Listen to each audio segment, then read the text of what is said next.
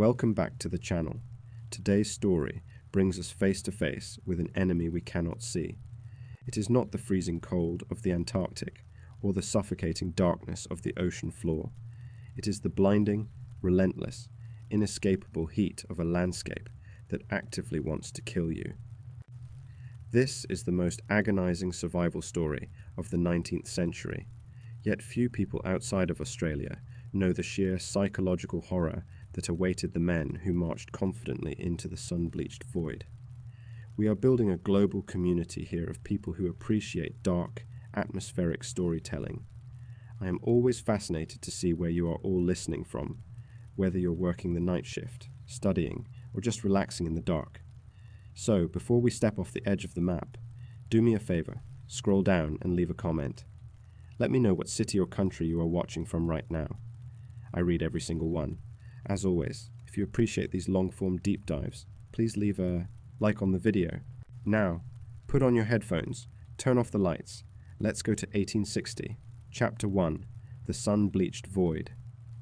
To understand the sheer scale of the tragedy that is about to unfold, you must first understand the battlefield. And to understand this specific battlefield, you have to strip away everything you know about nature as a passive, silent backdrop. Here, nature is an active, calculating predator. In the middle of the 19th century, the continent of Australia was a terrifying paradox to the British Empire.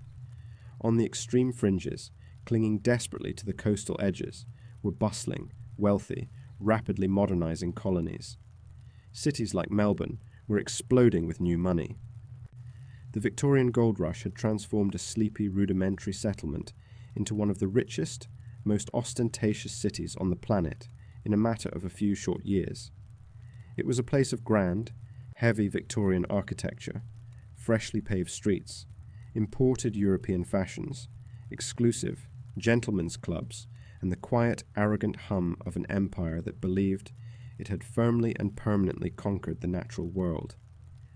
The men who sat in the leather-backed chairs of the Royal Society of Victoria wore heavy, stifling wool coats and high, stiff collars despite the climate. They sipped imported sherry and smoked cigars in drawing rooms that were meticulously designed to look exactly like the ones back in London. They surrounded themselves with polished mahogany and gleaming brass, creating a perfect illusion of total control. They looked at the world through the lens of the Industrial Revolution, possessed by a dangerous, intoxicating delusion, the absolute belief that with enough money, enough heavy equipment, and enough sheer imperial willpower, any environment on Earth could be hammered into submission. But just beyond the city limits of Melbourne, stretching out into the unimaginably vast interior of the continent, was a completely different reality, a reality that did not care about the British Empire. To the European colonizers of the 1860s, the dead center of Australia was a terrifying, absolute blank space on the map. It was designated simply as terra incognita, unknown land. It was a massive, silent void, roughly the size of the contiguous United States, and no white man had ever crossed it and returned to tell the tale. It was a dark spot in the imperial consciousness, a glaring insult to their pride. Because no one had ever actually been to the dead center of the continent, rumors, myths, and wild theories began to take root in the parlors of high society. Many esteemed geographers and wealthy politicians genuinely believed that the center of Australia hid a massive, glistening inland sea, surrounded by lush, fertile pastures just waiting to be claimed and monetized. It was a collective hallucination born of greed and ignorance. They could not fathom that a landmass so large could be entirely devoid of immense, easily exploitable resources. When you stand on the edge of the deep Australian outback and look inward, you are not looking at a mere desert. You are looking at an alien landscape that feels as though it exists on another planet entirely. It is a place of brutal, uncompromising, and violent extremes. It is an endless, suffocating ocean of cracked red dirt, jagged, flesh-tearing ironstone ridges, and sprawling plains of low, grey saltbush that stretch out so far in every direction that the curvature of the earth actually begins to blur the horizon line. There is a specific kind of silence in the deep outback. It is not the peaceful, restorative quiet of a dense pine forest or a snowy mountain peak. It is a heavy, oppressive, suffocating silence. It is a high-pitched ringing in your ears. It is the absolute, terrifying sound of total isolation. When the wind stops, the stillness is so complete that the sound of your own heartbeat becomes overwhelmingly loud. And then there is the heat. The air in the deep interior is so profoundly dry that it pulls the moisture straight from your skin, from your eyes, and from your lungs before you even realize you are sweating. The sun does not just shine, it beats down with a physical crushing weight, baking the earth until the ground turns into a maze of deep, spiderweb fractures. Temperatures in the height of the outback summer can comfortably push past 120 degrees Fahrenheit. At that temperature, the landscape begins to play cruel psychological tricks on the human mind. The heat radiating off the baking red sand distorts the air, creating shimmering liquid mirages. You will see pristine lakes of cool blue water just a few miles away, rippling gently in the wind, only to watch them vanish into absolute dust as you drag your exhausted body toward them. The horizon wavers and dances, making it impossible to judge distance or scale. A boulder that looks 50 feet away might be 5 miles away. A mountain range might just be a small cluster of rocks distorted by the heat haze. It is an environment designed to disorient, to exhaust, and to ultimately consume anyone who does not respect it. The indigenous peoples of Australia had lived in this environment for over 60,000 years. They knew how to read the landscape. They understood the subtle, hidden language of the desert. They tracked underground waterholes that left no trace on the surface, moving quietly with the seasons and working in careful harmony with a land that demands absolute submission. They knew the fundamental truth of the outback. It is not a place you fight. It is a place you survive by listening to it. But the Royal Society of Victoria was not interested in listening. They were interested in a race. A bitter rivalry had formed between the colony of Victoria and the neighbouring colony of South Australia. Both wanted the eternal glory and the massive financial reward of being the first to cross the Surrey continent from south to north. The South Australians had already dispatched an experienced hardened bushman named John McDowell Stewart, who was travelling light and moving fast. Victoria, panicked that they were going to lose the race, decided to overwhelm the desert with sheer financial force. They threw an unprecedented amount of money at the problem. The Victorian Exploring Expedition, as it was officially known, became the most expensive, heavily funded, and lavishly equipped expedition in the history of Australian exploration. Their approach was entirely fundamentally flawed from the very first day. Instead of travelling light and adapting to the terrain, they treated the expedition like a massive military campaign. They assembled a staggering 20 tons of equipment to drag across a roadless, trackless wasteland. The manifest of their supplies is a terrifying testament to their absolute detachment from reality. They packed enough food to last an entire army for 2 full years. They packed 1,500 pounds of sugar. They packed massive quantities of salted meat, flour, and preserved vegetables. But it wasn't just survival gear. It was the luxuries that revealed their deep psychological blindness. They packed a heavy, beautifully carved, cedar-topped oak camp table with matching wooden chairs, so the officers would not have to sit on the dirt. They packed rockets to fire into the night sky for celebrations. And perhaps most absurdly of all, they packed a massive Chinese gong, which they intended to ring in the middle of the silent, barren wasteland to call the men to dinner.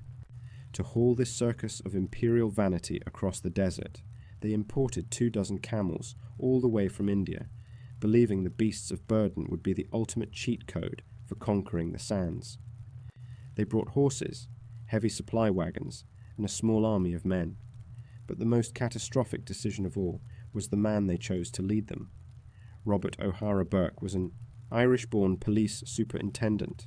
He was a man of the Victorian era through and through, fiercely brave, highly charismatic, deeply romantic, and hopelessly impulsive.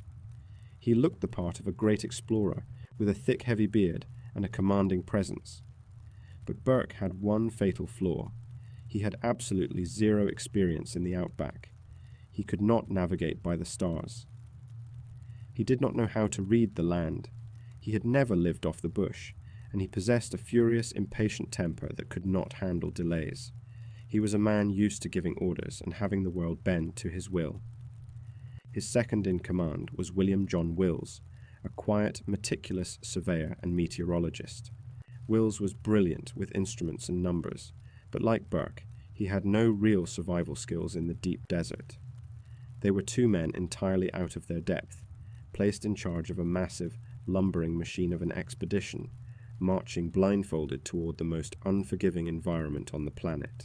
On August 20th, 1860, the expedition finally departed from Royal Park in Melbourne.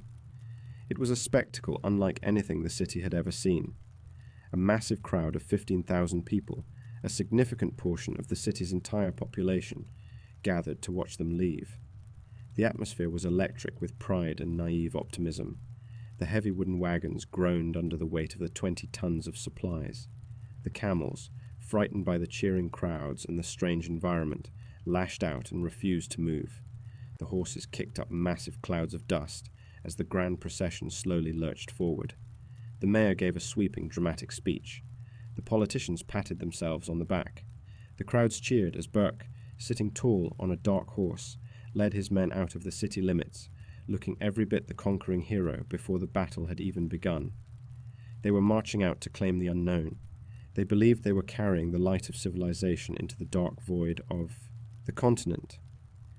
But as the cheers of the Melbourne crowds slowly faded behind them, replaced by the heavy rhythmic thud of hooves on the dry earth, the reality of what they had just done began to set in. They were dragging a heavy, suffocating piece of Victorian London into an alien world that did not want them there. They had crossed the threshold. The paved roads disappeared. The trees began to thin out. The horizon opened up, vast and empty, waiting for them in the heat haze. The sun-bleached void had not been conquered. It was just quietly waiting for them to arrive. Chapter 2. The Parade of Hubris. To comprehend the absolute catastrophic failure of the Victorian Exploring Expedition, you have to look closely at the soil from which it grew. The tragedy did not begin in the scorching, waterless expanses of the deep outback. It began in the cool, polished drawing rooms of Melbourne, born from a highly toxic mixture of unlimited colonial wealth, blinding imperial arrogance, and a paralyzing fear of coming in second place. By the late winter of 1860, Melbourne was a city entirely intoxicated by its own rapid success. A mere decade earlier, the discovery of gold in the surrounding hills had transformed the settlement from a modest, muddy colonial outpost into one of the wealthiest, fastest-growing, and most ostentatious cities on the entire planet. The dirt tracks had been paved over. The modest timber buildings were rapidly being replaced by massive, imposing structures of carved stone, grand theatres, sprawling botanical gardens, and highly exclusive gentlemen's clubs. Money was flowing through the streets like a swollen river. The men who ran the city, the politicians, the merchants, the wealthy landowners, and the self-appointed intellectuals felt utterly invincible. They had built a modern, gleaming metropolis at the very bottom of the world in record time. Looking out from their newly built mansions, they believed with absolute certainty that there was no obstacle on earth that British engineering, scientific instruments, and unlimited capital could not conquer. But wealth alone was no longer enough to satisfy the colonial elite. The colony of Victoria wanted prestige. They craved the eternal glory of having their names permanently etched into the history books of the empire. Directly to their west, the rival colony of South Australia was actively making its own plans to conquer the centre of the continent. The South Australians had hired a man named John McDowell Stuart to lead their charge. Stuart was a hardened, quiet, and intensely practical bushman who possessed a deep respect for the unforgiving nature of the landscape. Stuart understood the desert. His philosophy for outback survival was brutal but effective. Travel extremely fast, travel extremely light, and take absolutely nothing that does not directly contribute to keeping you alive. No luxuries, no heavy wagons, just men, horses, and the bare minimum of rations, required to sprint between waterholes. When the men of the Royal Society of Victoria realized that Stuart was preparing to march, a cold panic set in. They could not stomach the idea of South Australia claiming the ultimate prize of outback exploration. It was an insult to their newly acquired status. They decided right then and there that they were going to win the race to the northern coast, but they were not going to do it by being smarter, faster, or more adaptable. They were going to do it by overwhelming the desert with sheer, brute financial force. The Exploration Committee was hastily formed, comprised almost entirely of wealthy city men who had never survived a single day in the deep bush. They sat in their comfortable leather-backed chairs, looking at a massive, terrifyingly blank map of the continent, and began throwing money at the void. They raised an astronomical sum, the equivalent of millions of dollars today, to fund what would quickly become the heaviest, most complicated, and most absurdly over-equipped expedition in the history of the British Empire. They did not assemble a lightweight exploration party. They assembled a moving, lumbering town. The official manifest of their supplies is a chilling, surreal document to read today. It is a masterclass in hubris. It reveals exactly how fundamentally disconnected these men were from the violent, unforgiving reality of the landscape they were about to enter. They prepared for a grand imperial parade, a leisurely stroll through a conquered park, rather than a desperate battle for survival.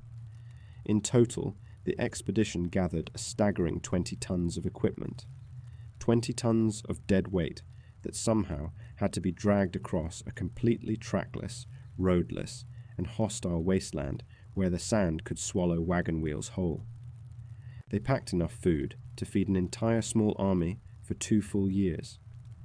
There were 1,500 pounds of sugar, thousands of pounds of flour, hundreds of pounds of heavily salted pork, and massive, heavy tins of preserved vegetables. But it was not the survival rations that doomed them. It was the absolute insistence on maintaining Victorian societal norms in a place that actively defied them. The committee could not fathom the idea of their brave explorers living like savages in the dirt. To sleep on the ground and eat with their hands was an affront to civilization. So, they packed the comforts of a Victorian drawing room. They brought a beautifully crafted, heavy cedar-topped oak camp table with a set of matching wooden chairs.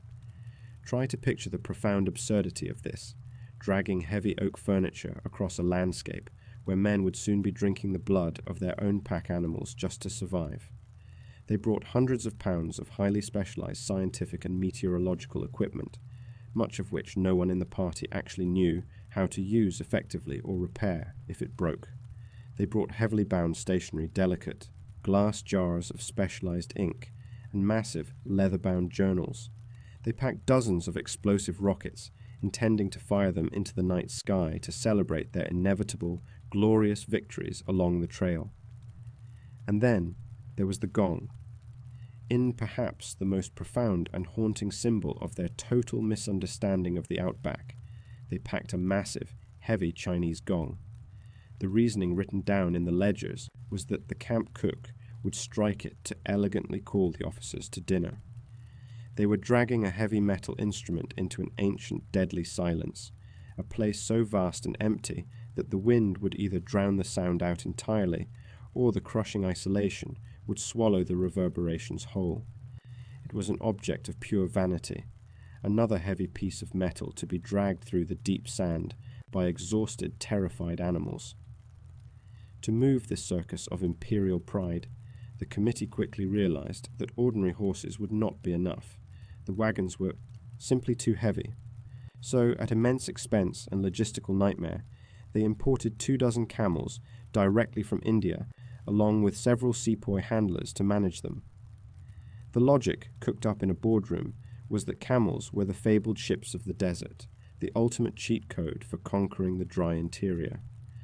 But the reality of the camels on the ground in Melbourne was pure, unadulterated chaos.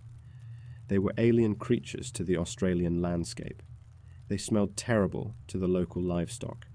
They were notoriously aggressive and stubborn, and they struck absolute blinding terror into the expedition's horses. Just keeping the animals from destroying each other, snapping their tethers, and causing a stampede became a full-time, exhausting job before the journey had even officially started. Yet, of all the catastrophic, fatal decisions made by the Exploration Committee, absolutely nothing was more destructive than the man they chose to lead this lumbering 20-ton beast of an expedition. Out of dozens of applicants, they selected a man named Robert O'Hara Burke. Burke was an Irish-born police superintendent. He was undeniably brave, deeply romantic, and highly charismatic.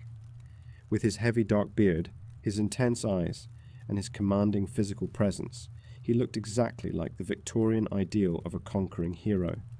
He looked like a man who could bend the world to his will just by yelling at it. But beneath the impressive uniform and the bravado, Burke was a walking disaster for this specific mission.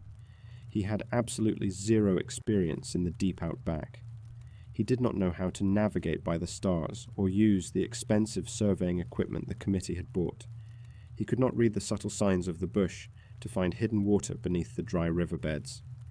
He had never interacted meaningfully with the indigenous populations who held the absolute key to surviving the interior.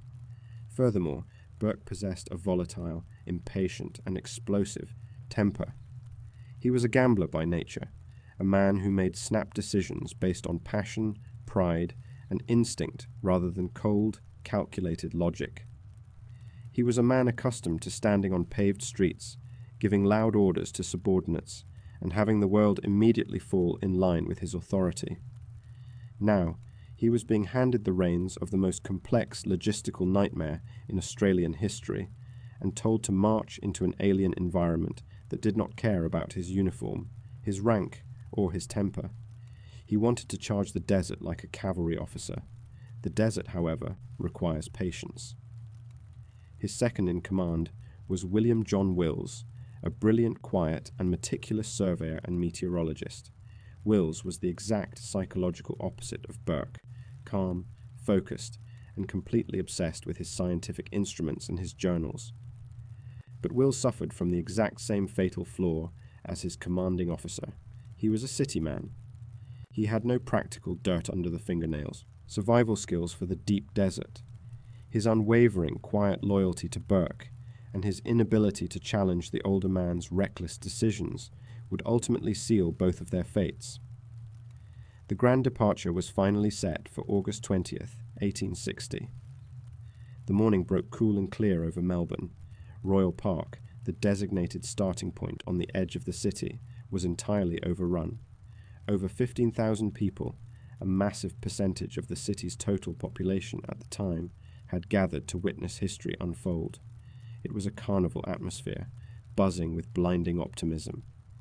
Vendors sold meat pies and drinks, children ran screaming through the tall grass, and politicians in heavy, stifling wool coats stood on hastily erected wooden stages, preparing to give sweeping, dramatic speeches about the glory of the empire and the taming of the savage frontier. In the center of the park, surrounded by the cheering crowds, the expedition was a scene of absolute grinding chaos. The sheer volume of the 20 tons of supplies was overwhelming to look at.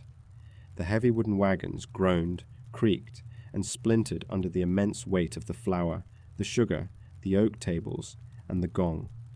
The horses, terrified by the screaming crowds and the foul-smelling camels in their periphery, were violently kicking, biting, and fighting their heavy leather harnesses. The men of the expedition were already exhausted, soaked in sweat, just trying to keep the massive caravan from collapsing in on itself before they had even taken a single step northward. Finally, after hours of agonizing delays, long-winded speeches, and frantic last-minute packing, Burke climbed onto his dark, powerful horse. He looked out over the sea of cheering faces, a man entirely convinced of his own mythology. He tipped his wide-brimmed hat to the mare, turned his horse toward the north, and gave the loud, booming order to move. The noise was deafening. The crowd roared in a single massive voice. The camels groaned. The heavy leather whips cracked through the air. The massive iron-rimmed wooden wheels of the overloaded wagons dug deeply into the soft earth, and the procession slowly, agonizingly lurched forward. It was a breathtaking sight for the people of Melbourne, a true triumph of funding, equipment, and Victorian willpower. They truly believed they were watching an unstoppable force of civilization marching out to permanently tame the savage void. But the dark reality of their situation revealed itself almost immediately. They had barely made it out of the gates of Royal Park. The cheers of the 15,000 spectators had barely faded from their ears. They were still completely surrounded by the safety and comfort of civilization when the very first disaster struck. One of the massive supply wagons, severely overloaded with useless luxuries, heavy scientific gear, and animal feed, hit a minor rut in the dirt road. The immense downward pressure was simply too much for the wood to bear. A heavy timber axle cracked with a loud, sickening snap that echoed over the noise of the animals, and the wagon violently collapsed into the dust, spilling supplies into the dirt. It was a glaring, undeniable omen. They had not even left the city limits of Melbourne. They were still hundreds of miles away from the true edge of the map, and yet the sheer crushing weight of their own hubris was already breaking them down. The heavy machinery of their pride was already falling apart. The men swore, the horses panicked, and the grand procession ground to a humiliating halt. As they sweated in the afternoon sun, frantically trying to repair a shattered wagon on the very first day of a 2,000-mile journey, the sun-bleached void waited for them in the north. It was completely silent. It was completely indifferent, and the slow, agonizing march toward absolute ruin had officially begun. Chapter 3. The first cracks in the earth. The collapse of a massive, heavily funded enterprise rarely happens all at once. It does not explode in a sudden, dramatic flash of failure. Instead, it bleeds out slowly. It fractures under its own weight, millimeter by millimeter, in a grueling, agonizing war of attrition. For the Victorian Exploring Expedition, the descent into nightmare did not begin in the blazing heat of the unmapped interior. It began just a few miles outside the city limits of Melbourne, drowning in a sea of cold, suffocating mud. The grand departure from a royal park had been a triumph of optics, a magnificent parade of imperial vanity. But the moment the crowds vanished and the paved roads gave way to the rough, unkempt colonial dirt tracks leading north, the brutal reality of their situation slammed into them like a physical blow. The continent of Australia, entirely indifferent to the millions of dollars invested in the expedition, immediately turned the weather against them. It began to rain. It was not a passing gentle shower. It was a relentless, freezing, torrential downpour that lasted for days, entirely unseasonal and entirely devastating to a caravan carrying 20 tons of cargo. The dirt tracks instantly dissolved into deep, thick, adhesive trenches of sludge. This was not normal mud. The soil of the region, when saturated, turns into a thick, heavy paste that grips everything it touches with a suction-like force. The expedition had brought massive, heavy wooden wagons equipped with wide iron-rimmed wheels, designed by city engineers who assumed the outback would be entirely flat and dry. Within the first 48 hours, these massive wheels sank straight down to the axles. The physical toll of simply moving the expedition forward a single mile became a Herculean nightmare. The horses, already terrified by the strange, foul-smelling camels they were forced to travel alongside, were driven to the absolute point of exhaustion. The heavy leather harnesses dug into their flesh as they strained against the mud, their hooves slipping and sliding in the freezing muck. When the horses could no longer pull the immense weight, the burden fell to the men. The wealthy gentlemen of the Royal Society of Victoria had envisioned their brave explorers riding tall in the saddle, charting the unknown. Instead, the reality of the first month was a humiliating, back-breaking slog. The men were forced to dismount, sink up to their knees in the freezing mud, and physically press their shoulders against the splintering wooden frames of the wagons to heave them out of the ruts. They were soaked to the bone, their heavy Victorian wool clothing doubling in weight as it absorbed the rain and the dirt. They were exhausted, freezing, and entirely miserable before they had even reached the true frontier. In these agonizing first weeks, they were advancing at a pathetic, embarrassing pace. Some days, the most heavily funded expedition in the history of the Empire managed to cover less than 2 miles. At this rate, the journey to the northern coast would not take months. It would take years. As the physical environment punished them, the psychological environment within the camp began to rapidly rot. The sheer crushing stress of the crawling pace brought out the absolute worst in the expedition's leader, Robert O'Hara Burke. Burke was a man built for a cavalry charge, not a logistical siege. He was highly volatile, fiercely impatient, and completely incapable of handling delays. He wanted to gallop into the history books, but instead he found himself tethered to a sinking, immovable town of 20 tons of useless Victorian luxuries. Instead of recognizing that the expedition was fundamentally over-encumbered, Burke turned his explosive temper on the men.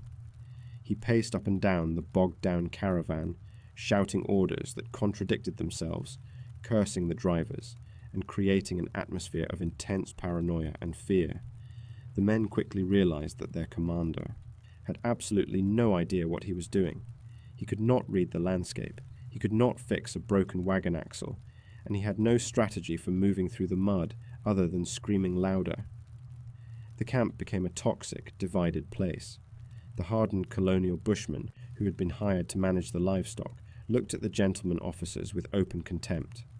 They knew that the heavy cedar camp tables, the massive jars of imported ink, and the absurd Chinese gong were going to kill them all, but Burke demanded absolute military discipline. To question the supplies was to question his authority, and Burke met any challenge with furious, red-faced rage. But the most dangerous fracture in the expedition's hierarchy was the rapidly escalating war between Burke and his second-in-command, the camel master, George Lascelles. Lascelles was an arrogant, stubborn man who had been heavily instrumental in importing the 24 camels from India, because the Exploration Committee believed the camels were the magical key to conquering the desert. Lascelles possessed a massive amount of leverage, and he wielded it like a weapon. He demanded that the camels be treated like absolute royalty. He insisted that the entire caravan move at the slow, deliberate pace of the camels, much to Burke's violent frustration. Furthermore, Lascelles brought a contingent of Indian sepoys to manage the animals, creating a deep cultural divide within a camp that was already fraying at the edges. The tension between Burke and Lascelles was a ticking time bomb, and it finally detonated in the most absurd, deeply embarrassing way possible, over a shipment of rum. As the expedition slowly dragged itself toward the edge of the settled districts, Lascelles made a bizarre demand. He insisted that his camels required massive rations of rum to prevent them from developing scurvy in the harsh climate. It was a piece of pseudo-scientific nonsense, but Lascelles was entirely uncompromising. Burke, desperately trying to assert his eroding authority over the camp, flatly refused the request. He suspected, quite accurately, that the rum was actually intended for Lascelles and his men, not the animals. What should have been a minor logistical disagreement escalated into a catastrophic screaming match in the middle of the camp. The 2 highest-ranking officers of the Victorian Exploring Expedition stood in the dirt, surrounded by exhausted men and sinking wagons, threatening each other with violence. Burke's temper finally boiled over. He effectively dismissed Lascelles, and Lascelles, his pride wounded, officially resigned on the spot. The resignation of the camel master was a massive, public humiliation for the expedition, but the damage did not stop there. Lascelles took the expedition's doctor with him, along with several of the most experienced livestock handlers. They packed their bags, turned their backs on the chaos, and walked back toward the safety of Melbourne. Burke had won the argument, but he had critically crippled his own command structure. With Lascelles gone, Burke needed a new second-in-command. He elevated William John Wills, the quiet, meticulous, 26-year-old surveyor. On paper, It seemed like a reasonable choice. Wills was brilliant, deeply educated, and incredibly dedicated to the scientific goals of the mission.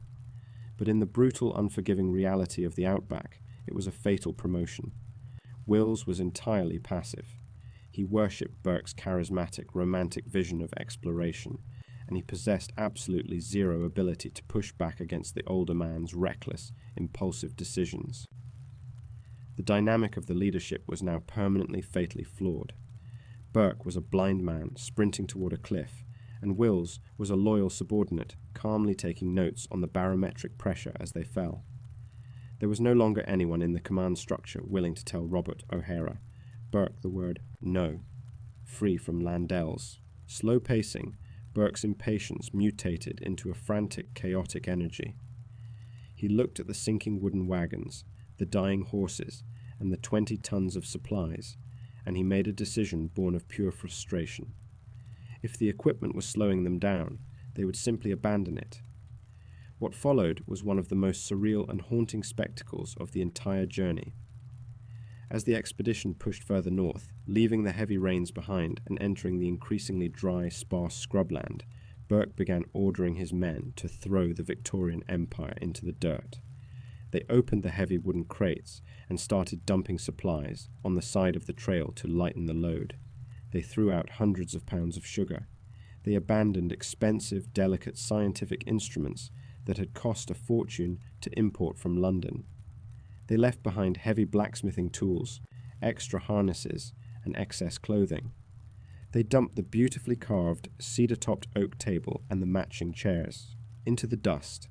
And finally, the massive, heavy Chinese gong was tossed aside, left to sit silently in the vast, empty landscape. It was a trail of incredibly expensive, highly polished garbage, stretching out across the colonial frontier. It was the physical manifestation of their hubris, cracking and falling away.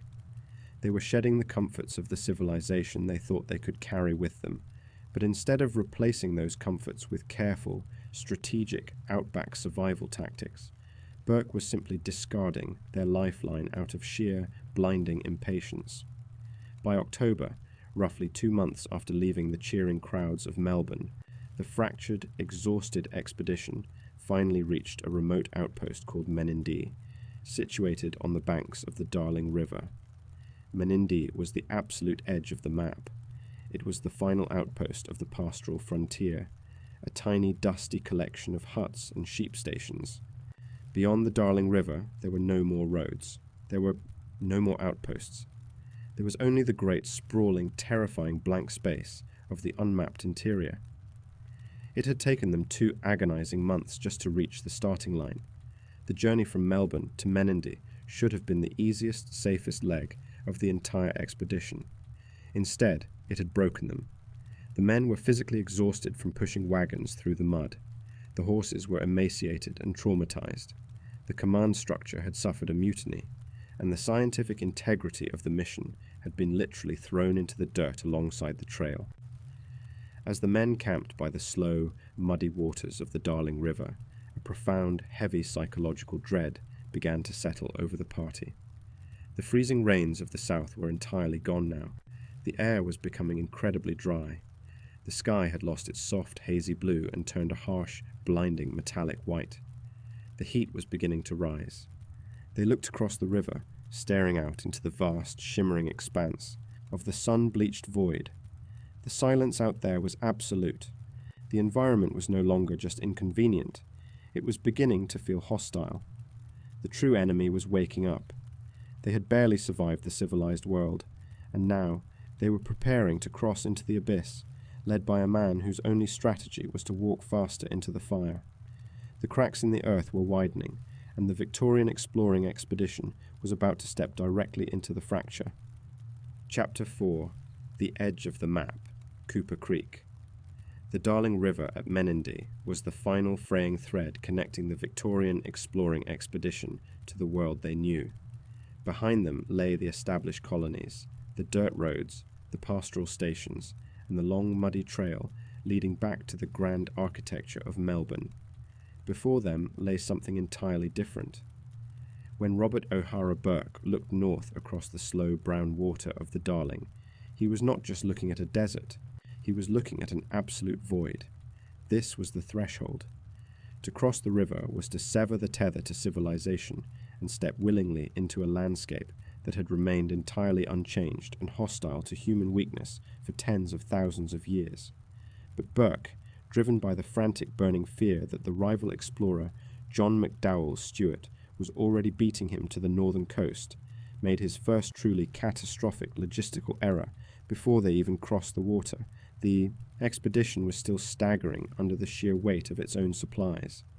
Even after dumping the oak table, the gong, and the expensive scientific equipment in the mud, the wagons were still too heavy, and the horses were already dying of exhaustion. Burke's solution to this was born of pure, reckless impatience. He decided to split his forces. He took the strongest camels, the best horses, and the most physically capable men, and formed an advance party. He ordered a man named William Wright, a local station manager with questionable reliability, to stay behind in Menindee with the heavy wagons, the sick animals, and the bulk of the essential survival rations. Wright's orders were to let the animals rest, gather the remaining supplies, and follow Burke's trail up to Cooper Creek in a few weeks. It was a fatal division of resources. Burke was deliberately marching into the most unforgiving desert on Earth, leaving the vast majority of his food, his medicine, and his backup, transport in the hands of a man he barely knew, hundreds of miles behind him. He was trading safety for speed, slicing his own lifeline simply because he could no longer tolerate the slow pace of the wagons. On October 19, 1860, Burke's advance party crossed the Darling River and vanished into the shimmering heat haze of the interior. The transition from the pastoral fringes to the deep outback was shocking in its brutality. The environment did not gradually fade, it violently snapped. Within a matter of days, the scrubland withered away, replaced by sprawling, terrifying plains of red sand and shattered ironstone. This was Sturt's stony desert, a landscape so relentlessly flat and aggressively barren that early explorers believed they had stumbled onto the floor of a dried-up inland ocean. The ground underfoot was covered in millions of tightly packed dark red stones, baked by the sun until they held heat like the iron plates of a massive oven. Every step the horses took sent a jarring shock up their legs. The heavy Victorian boots of the men quickly began to crack and fall apart against the jagged edges of the rocks. And then the true summer began to set in. The sky lost whatever soft hazy blue it had retained near the coast. It bleached out into a hard metallic white, glaring down with a blinding intensity that physically hurt the eyes. The temperature began to climb steadily, pushing past 100 degrees Fahrenheit, then 105, then 110. The air was entirely devoid of moisture. When the wind blew, it did not bring relief. It felt like the exhaust of a massive furnace roaring across the plains, picking up fine red dust that coated the men's throats and stung their eyes. In this environment, the heavy wool coats and high collars of the expedition officers transformed into torture devices. The men sweat through their uniforms instantly, only for the dry air to violently suck the moisture away, leaving their skin encrusted with a thick, irritating layer of white salt. Thirst became a constant, maddening companion. The water they carried in heavy canvas bags quickly turned tepid and foul, tasting of leather, camel sweat, and stagnant mud. Yet, against all odds, Burke's manic pace somehow paid off. Driven by his relentless, screaming urgency, the advance party pushed through the stony desert and the suffocating heat with remarkable speed. On November 11th, nearly a month after leaving the Darling River, the red horizon finally broke. In the distance, cutting a jagged dark green line across the barren wasteland, a massive expanse of ancient trees appeared out of the heat mirages. They had reached Cooper Creek. To call Cooper Creek a river is a deep misunderstanding of Australian geography. It is not a continuous flow of water carving its way to the ocean. It is an ephemeral, ghostly river system. For years at a time, it remains completely dry, a winding trench of baked mud. But when the Monsoon rains fall hundreds of miles away in the tropical north. The water slowly creeps down through the Channel country, filling the deep depressions in the earth. When Burke and his men arrived, they found a twisted, bizarre Eden in the middle of 1,000,000 square miles of death. The creek was a string of deep, stagnant waterholes, shaded by massive, sprawling river-red gums. These ancient trees, with their bone-white bark and twisting, agonizingly contorted branches, provided the first true, deep shade the men had seen in weeks. The waterholes were teeming with life. Flocks of stark white corellas and brilliant green parrots screamed in the canopy. The mud was thick with the tracks of kangaroos and wild dogs. For the exhausted men and their traumatized animals, it looked like absolute salvation. They unloaded the camels, drank deeply from the muddy water, and collapsed in the shade of the great gums. This was the halfway point. This was the edge of the known map. From here, the plan was simple. Establish a permanent, heavily fortified depot, wait for William Wright to arrive with the rest of the supplies from Menindee, and then launch the final glorious push to the northern coast. But Cooper Creek was not a sanctuary. It was a trap. The moment they stopped moving, the brutal reality of the outback summer descended upon them with a vengeance. The shade of the trees provided relief from the direct sun, but it did nothing to lower the suffocating ambient temperature, which routinely sat at 115 degrees in the absolute dead stillness of the afternoon. And then came the flies. The flies of the deep outback are not a minor annoyance. They are a psychological weapon. Drawn by the sudden arrival of sweating men, foul-smelling camels, and rotting provisions, millions upon millions of tiny, aggressive bush flies descended on the camp. They crawled into the men's eyes, up their noses, and into their ears. If a man opened his mouth to speak, flies would instantly swarm down his throat. Eating the salted pork rations became a nightmare of trying to wave away a thick, buzzing black cloud before the meat reached their lips. The constant, high-pitched, maddening drone of the insects drove the horses into violent panics and slowly chipped away at the sanity of the men. When the sun finally set and the flies retreated, the mosquitoes rose from the stagnant water in thick, suffocating clouds, and underneath it all, drawn to the expedition's massive stores of flour and grain, came the rats. Swarms of native rodents invaded the camp every night, chewing through canvas, destroying leather harnesses, and running over the faces of the exhausted men as they tried to sleep on the hard dirt. The physical toll of simply existing at Cooper Creek was devastating. The men began to suffer from severe dysentery, brought on by drinking the stagnant, microbe-heavy water of the creek. Their gums began to bleed, and their joints ached with the early terrifying symptoms of scurvy caused by a total lack of fresh vitamin C in their diet of salted meat and dry flour. The local indigenous people, the Yandrawanda, watched this unfolding disaster with a mixture of curiosity and deep caution. They had lived along the banks of Cooper Creek for countless generations.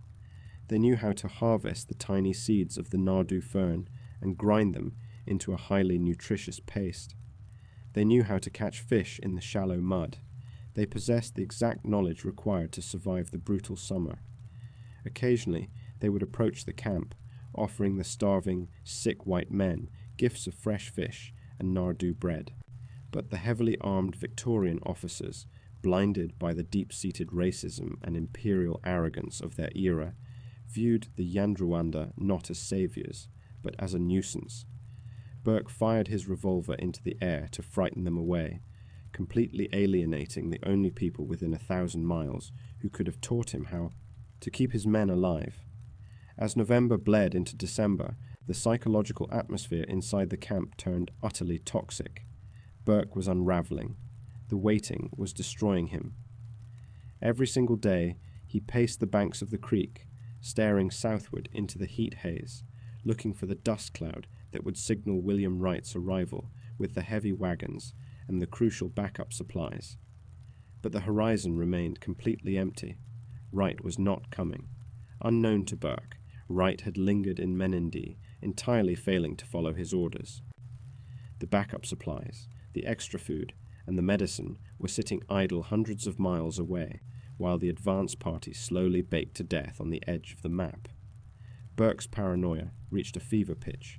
In his isolated, heat-addled mind, he became absolutely convinced that McDouall Stuart had already passed them.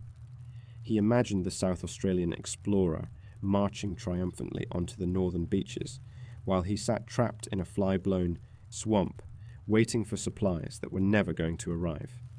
His pride, the very thing that had driven the expedition forward, simply could not handle the humiliation of waiting. By mid-December, Burke snapped. He gathered his men under the oppressive shade of a massive red gum and announced a decision that would seal all of their fates. He was done waiting for Wright. The massive 20-ton expedition, which had already been split in half once, was going to be fractured again. Burke declared that he would take his quiet, loyal second-in-command, William John Wills, and two physically strong men named John King and Charles Grey. The four of them would take 6 camels, a single horse, and barely enough food to survive a few weeks. They would leave the creek, march straight into the uncharted, blazing furnace of the deep northern interior, and make a desperate, high-speed dash for the Gulf of Carpentaria. He left the remaining men at the camp under the command of a young, relatively inexperienced man named William Bra. The orders Burke gave to Bra that afternoon are the linchpin of the entire tragedy. They were delivered not with careful, calculated military precision, but with the frantic, dismissive wave of a man who believed his own myth. Burke pointed to the dwindling pile of supplies at the depot. He told Bra to remain at Cooper Creek and wait for their return. "Wait 3 months," Burke told him, "or wait until the provisions run out." It was a suicide pact disguised as an order. Burke, Wills, King, and Grey were about to walk into an unmapped void that stretched for over 700 miles. They had no idea what terrain lay ahead, no idea where the water was, and no idea how long it would take to hack their way to the ocean and back. 3 months was a wildly, fatally optimistic timeline. On December 16th, 1860, the temperature soaring well above 100 degrees, Burke turned his back on the safety of the creek. He did not look back. He led his 3 men and his heavily burdened camels away from the shade of the ancient trees, stepping out of the relative sanctuary of the waterhole and directly onto the floor of the open oven. Brahe and the men left behind at the depot watched them go. They watched the tall, heavily bearded figure of their commander slowly shrink in the distance, distorted by the shimmering waves of heat radiating off the baked earth. Within an hour, the 4 men were completely swallowed by the mirages, vanishing into a landscape that had no intention of ever letting them return. The safety line was cut. The heavy, immovable weight of the Victorian Empire had been entirely abandoned. Now, there were just 4 men, walking alone into the absolute center of a terrifying, silent hell. Chapter 5. The Mad Dash. When you turn your back on your only source of water in the deep outback, the psychological shift is instantaneous and violent. There is no gradual fading of comfort. There is only the sudden crushing weight of the void. As Robert O'Hara Burke, William John Wills, John King, and Charles Grey walked away from the ancient sprawling shade of the river Red Gums at Cooper Creek, the temperature of the air around them seemed to physically harden. The metallic, high-pitched hum of the bushflies that had plagued the camp was slowly replaced by something far more terrifying, absolute ringing silence. They were now a splinter of a splinter. What had begun as a massive 20-ton imperial parade of wagons, gentlemen, and luxury goods had been aggressively whittled down by impatience and hubris. Now, it was just 4 men, 6 heavily burdened camels, and a single, increasingly exhausted horse named Billy.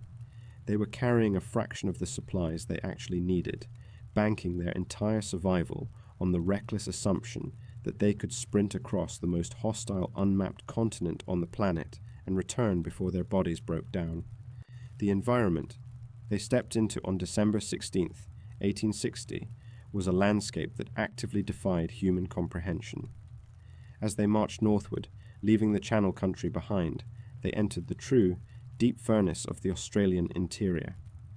The ground beneath their boots transitioned into an endless, agonizing plain of shattered ironstone and baked red clay. There was no grass. There were no trees. There was only the blinding, bleached white sky pressing down on a world that looked as though it had been scorched by a cataclysmic fire. The heat was not merely an atmospheric condition, it was a physical entity. It was an apex predator that stalked them from the moment the sun breached the horizon until the moment it sank, blood red, beneath the jagged edge of the earth.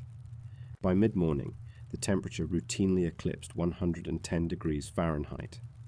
In this absolute stillness, the heat radiating upward from the baked stones was so intense that it warped the very fabric of reality.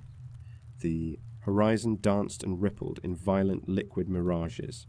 The men would look ahead and see sprawling, pristine lakes of cool blue water, complete with the reflections of non-existent trees, only to watch the hallucination shatter into dry dust as they dragged their boots through it. It was a psychological torture designed to break the mind before the body. The landscape was lying to them, offering false hope and snatching it away, hour after hour, day after day. In this environment, the human body begins to consume itself just to maintain a baseline temperature.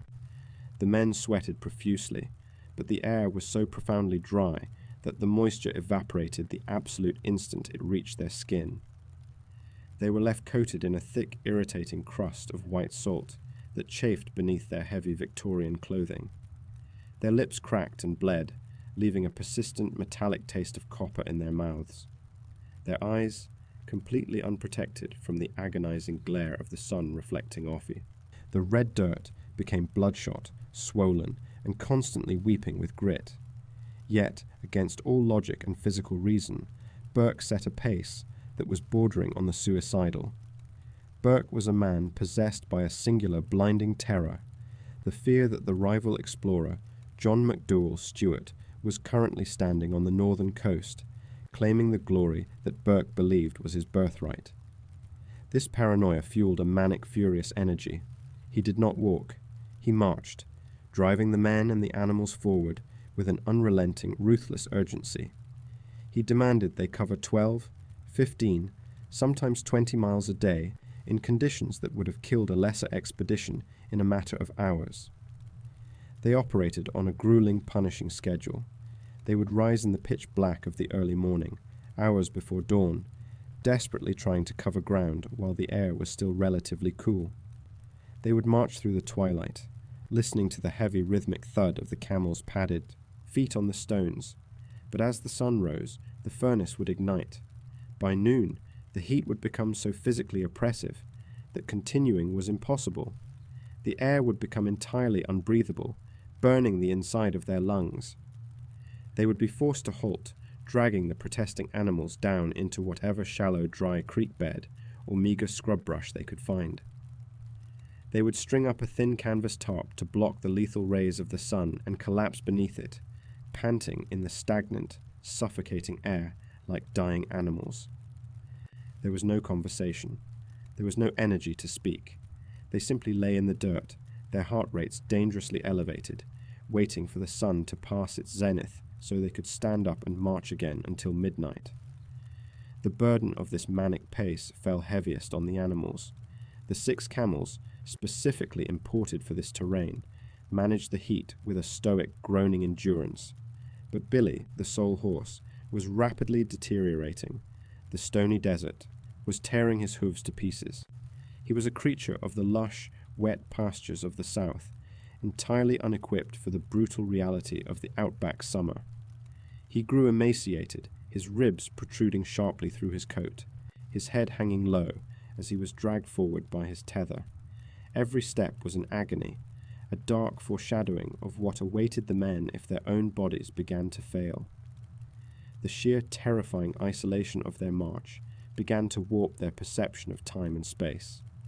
They were hundreds of miles from the nearest semblance of civilization, and every single step took them further into the void.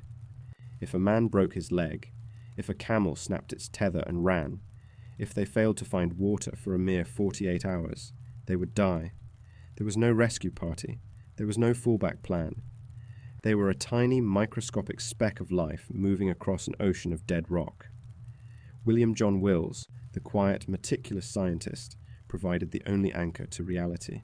Despite suffering from the exact same agonizing thirst and exhaustion as the others, Wills maintained a chilling, almost robotic discipline.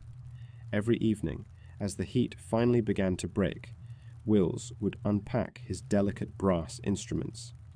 With hands that were trembling from fatigue and dehydration, he would take celestial readings, calculate their latitude, and record barometric pressures in his leather-bound journal. There is a profound, tragic absurdity to Wills's dedication. He was meticulously documenting their exact coordinates in a landscape that was actively trying to erase them. He was applying the rigid, cold logic of Victorian science to an environment that operated entirely on raw, violent chaos.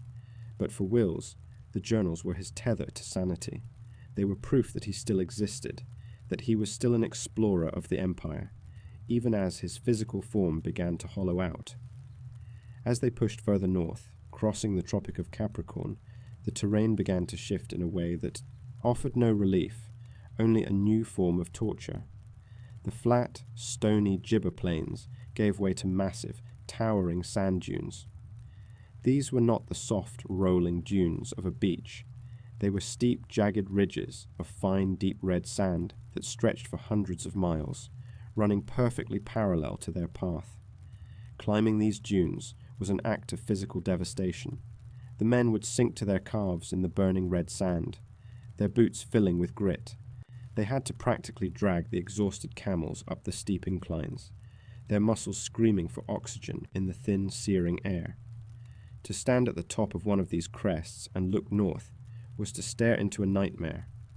As far as the eye could see, there was nothing but a rolling, unending ocean of red ridges, rippling in the heat haze. It looked like the surface of Mars. Their survival during this frantic dash hinged entirely on a terrifying game of Russian roulette. The constant, desperate search for water. They were not following a Saigi man-mapped river. They were blindly chasing ancient, dried-up creek beds, praying that a freak thunderstorm months earlier had left a muddy puddle in the deepest depressions of the earth. When they did find water, it was rarely a moment of triumph. More often than not, the water holes they stumbled upon were shrinking, stagnant pools of thick yellow-brown sludge. The water was heavily contaminated with the feces of native wildlife, teeming with microscopic parasites, and thick with putrid mud. But they were dying. They had no choice. They would drop to their knees in the cracked clay and drink greedily from the foul-smelling puddles, filtering the mud through their teeth. The physical consequences of this desperate hydration were immediate and brutal. The men began to suffer from violent, agonizing bouts of dysentery. Their stomachs cramped endlessly, and their digestive systems rebelled against the toxic sludge they were forcing down their throats. The illness stripped them of whatever meager energy they had managed to retain, leaving them weak, shaking, and dangerously dehydrated despite the fluid they had just consumed. Charles Grey, the hardened colonial everyman of the group, was the first to show the true cracks of the death march. Grey was a practical man, lacking the romantic aristocratic delusions of Burke or the rigid scientific detachment of Wills. He felt the pain in its rawest form. As the weeks dragged on and the rations grew thinner, Grey began to complain of severe radiating aches in his joints and a deep, terrifying weakness in his limbs.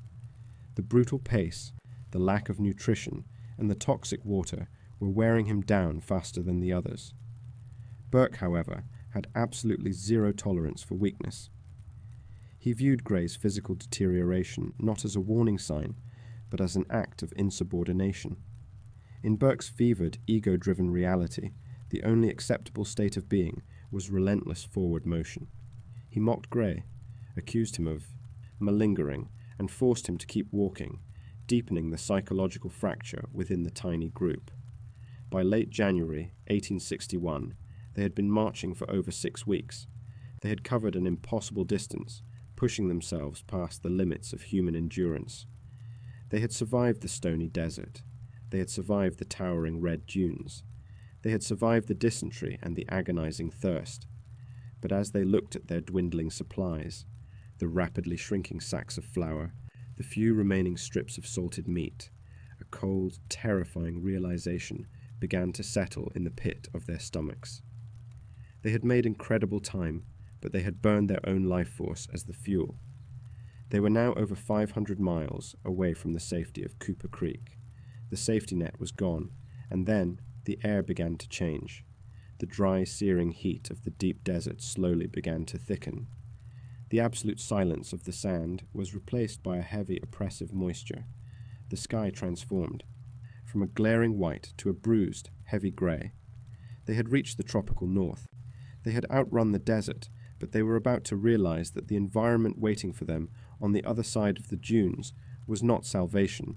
It was a completely different kind of nightmare.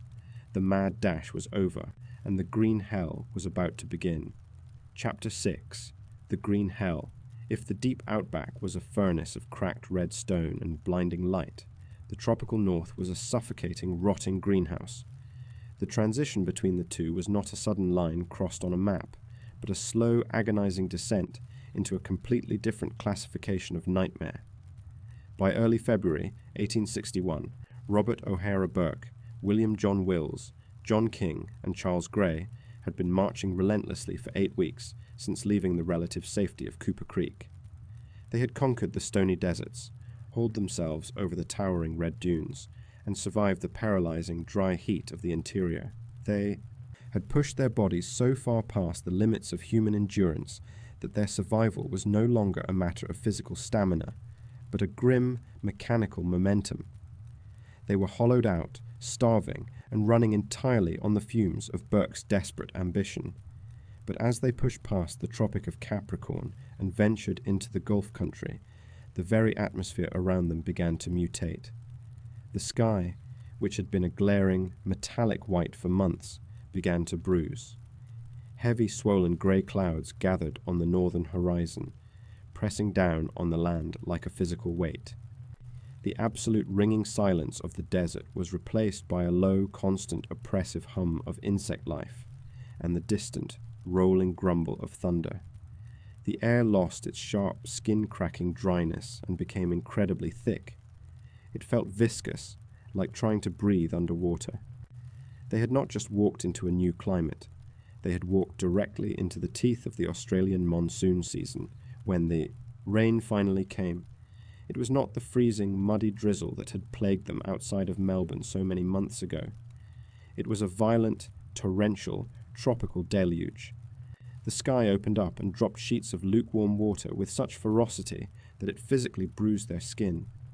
Within hours, the parched, baked earth of the continent's edge was completely transformed. The ground did not simply get wet, it dissolved. The sprawling plains turned into an endless, shallow inland sea. The dry creek beds transformed into raging, impassable torrents of churning brown water. The dirt beneath their boots became a deep, highly adhesive, sucking mud that gripped their legs up to the knees. Every single step required a massive, exhausting expenditure of energy just to break the suction of the earth. This dramatic shift in the environment immediately neutralized the one major advantage they had brought with them. The camels, those massive beasts of burden that had stoically carried them through the dry dunes, were biologically engineered for loose sand and arid conditions. Their wide padded feet were completely useless in the wet, slippery clay of the tropics.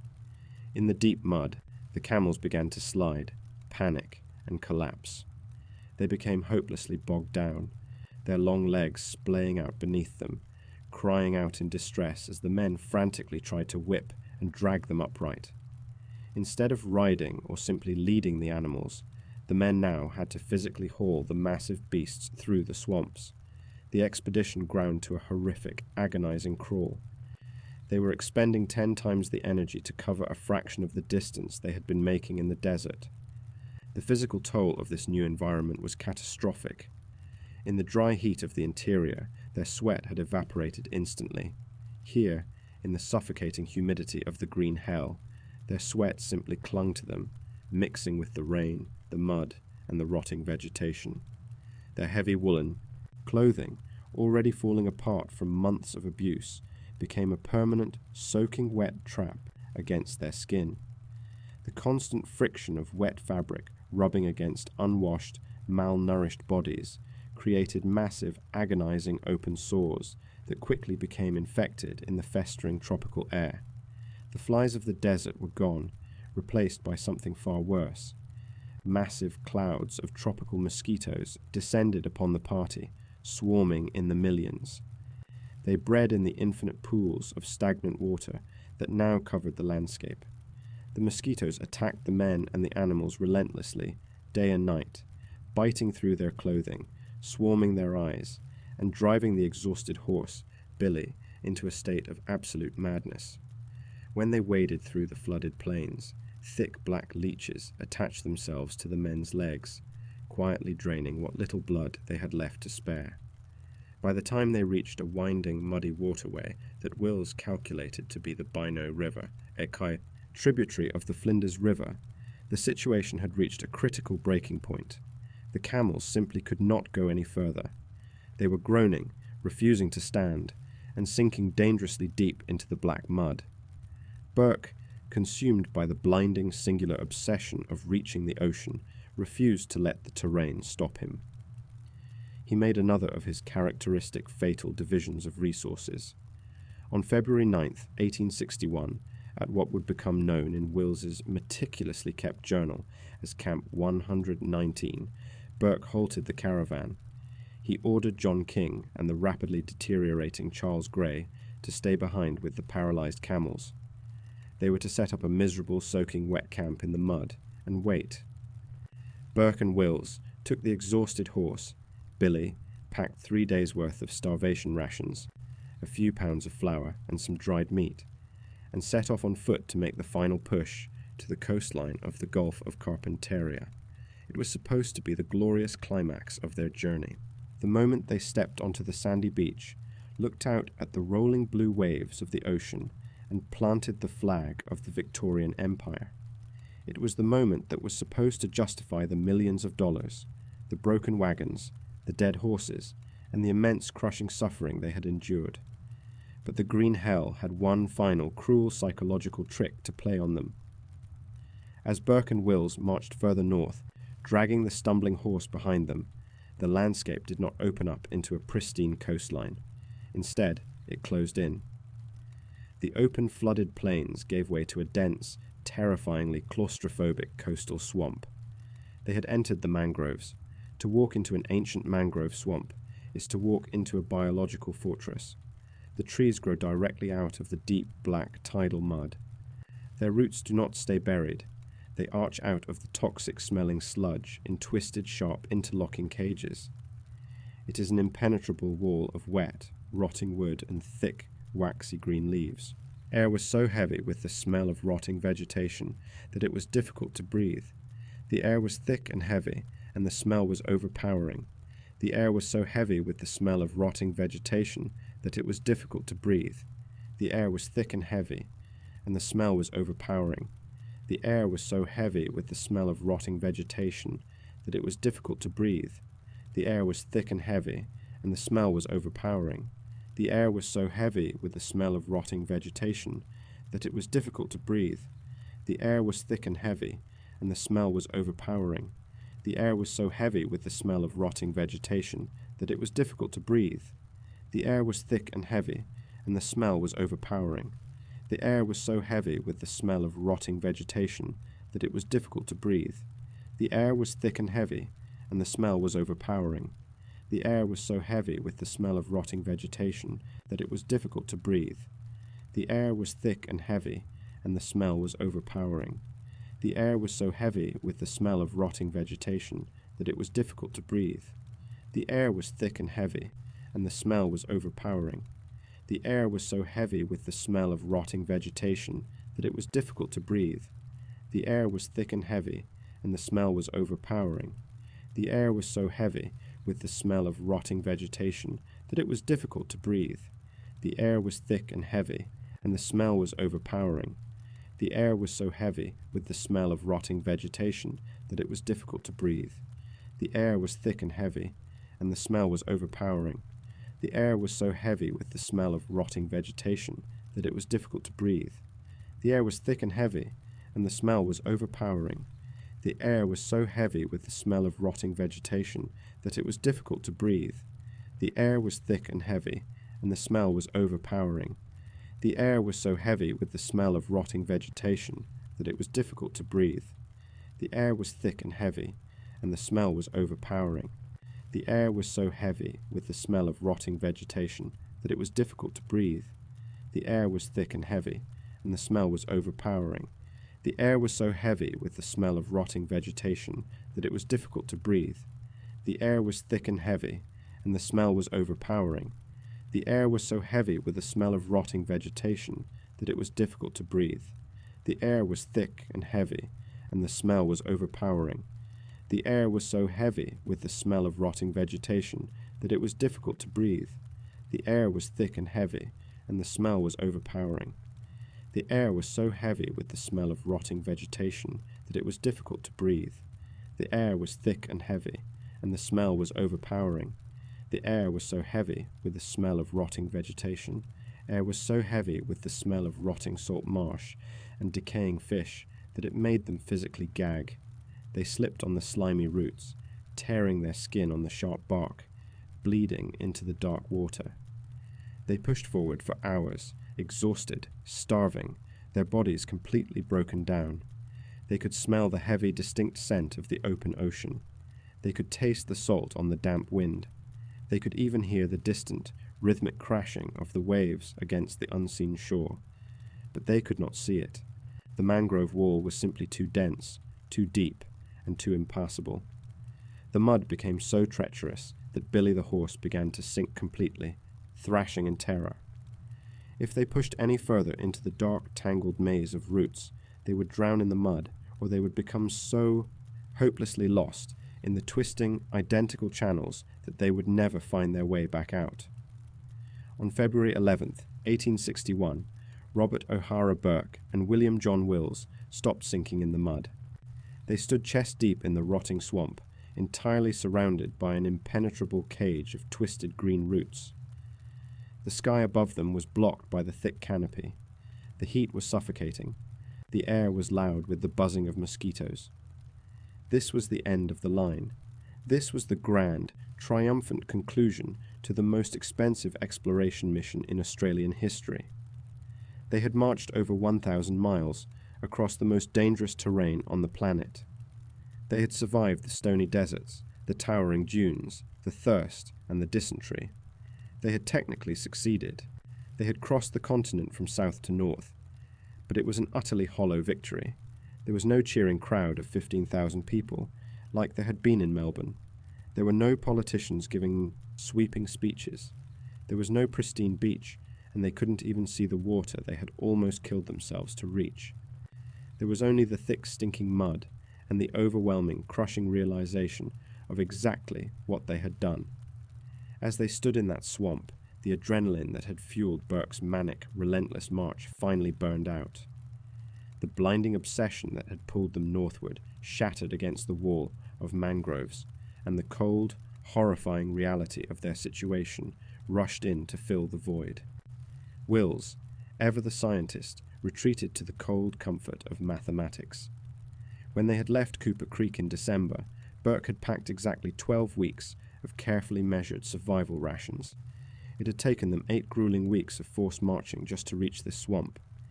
They had 4 weeks of food left. The equation was violently simple. They had 4 weeks of starvation-level rations to fuel an 8-week journey back across 1,000 miles of hostile territory. Furthermore, they were no longer the men who had left the creek. They were ghosts. They were emaciated, their muscles consumed by the massive caloric deficit of the march. Their bodies were riddled with the early stages of scurvy, their gums rotting, their joints screaming in pain. They were suffering from chronic, dehydrating dysentery. Their clothes were rags. Their boots were falling apart. The monsoon rains had turned the landscape behind them into an impassable bog, and their pack animals were completely incapacitated. They had sprinted to the edge of the world, only to realize they had burned the bridge behind them. Burke looked at Wills. Wills looked at the dark, impenetrable wall of the mangroves. There was no celebratory rocket fired into the sky. There was no gong. There was only the grim, silent acknowledgement of the death sentence they had just signed for themselves. Slowly, agonizingly, they turned their backs on the unseen ocean. They grabbed the tether of the exhausted horse and began to pull themselves out of the deep-sucking mud. Every single step they had taken over the last 8 weeks had been fueled by a goal. Every mile of suffering had a purpose. But as they turned south, facing the massive, terrifying expanse of the Australian continent that lay between them and any hope of rescue, the psychological weight of the journey fundamentally shifted. They were no longer explorers marching toward glory. They were prey, desperately trying to outrun an environment that was slowly, methodically closing its jaws around them. The green hell had trapped them. The rations were almost gone, and the agonizing thousands-mile death march back to Cooper Creek had officially begun. Chapter 7. The Slow Starvation. There is a profound, terrifying psychological shift that occurs when an explorer realizes the frontier is no longer something to be conquered, but a trap whose jaws have already snapped shut. When Robert O'Hara Burke and William John Wills turned their backs on the impenetrable mangrove swamps of the Gulf of Carpentaria, the grand illusion of the Victorian Exploring Expedition instantly evaporated. The vanity, the imperial pride, the desperate need to beat South Australia to the coast, all of it was swallowed by the rotting mud. They were no longer heroes of the empire. They were walking corpses, separated from the absolute bare minimum of safety by 1,000 miles of the most hostile terrain on the planet. The mathematics of their doom were incredibly simple and incredibly violent. When Burke had divided his forces at Cooper Creek in December, he had packed exactly 12 weeks of carefully weighed survival rations. It had taken them 8 grueling, body-breaking weeks of forced marching just to reach the northern swamps. They now possessed 4 weeks of food to fuel a return journey that had already proven it would take double that time. They were standing at the edge of the world, realizing they had burned their own bridge just to touch the wall. When Burke and Wills finally waded back through the flooded plains to reunite with John King and Charles Gray at Camp 119, the atmosphere of the group fundamentally darkened. Gray and King had spent the intervening days trapped in the torrential monsoon downpours, sinking into the deep black mud alongside the paralyzed camels. They were covered in infected sores from the friction of wet clothing and relentless mosquito bites. The realization that they had to immediately pack up and march 1,000 miles south on a fraction of the necessary calories settled over the camp like a physical weight. What followed over the next 2 months is one of the most agonizing, protracted descents into absolute physical ruin in recorded history. This was not a sudden disaster.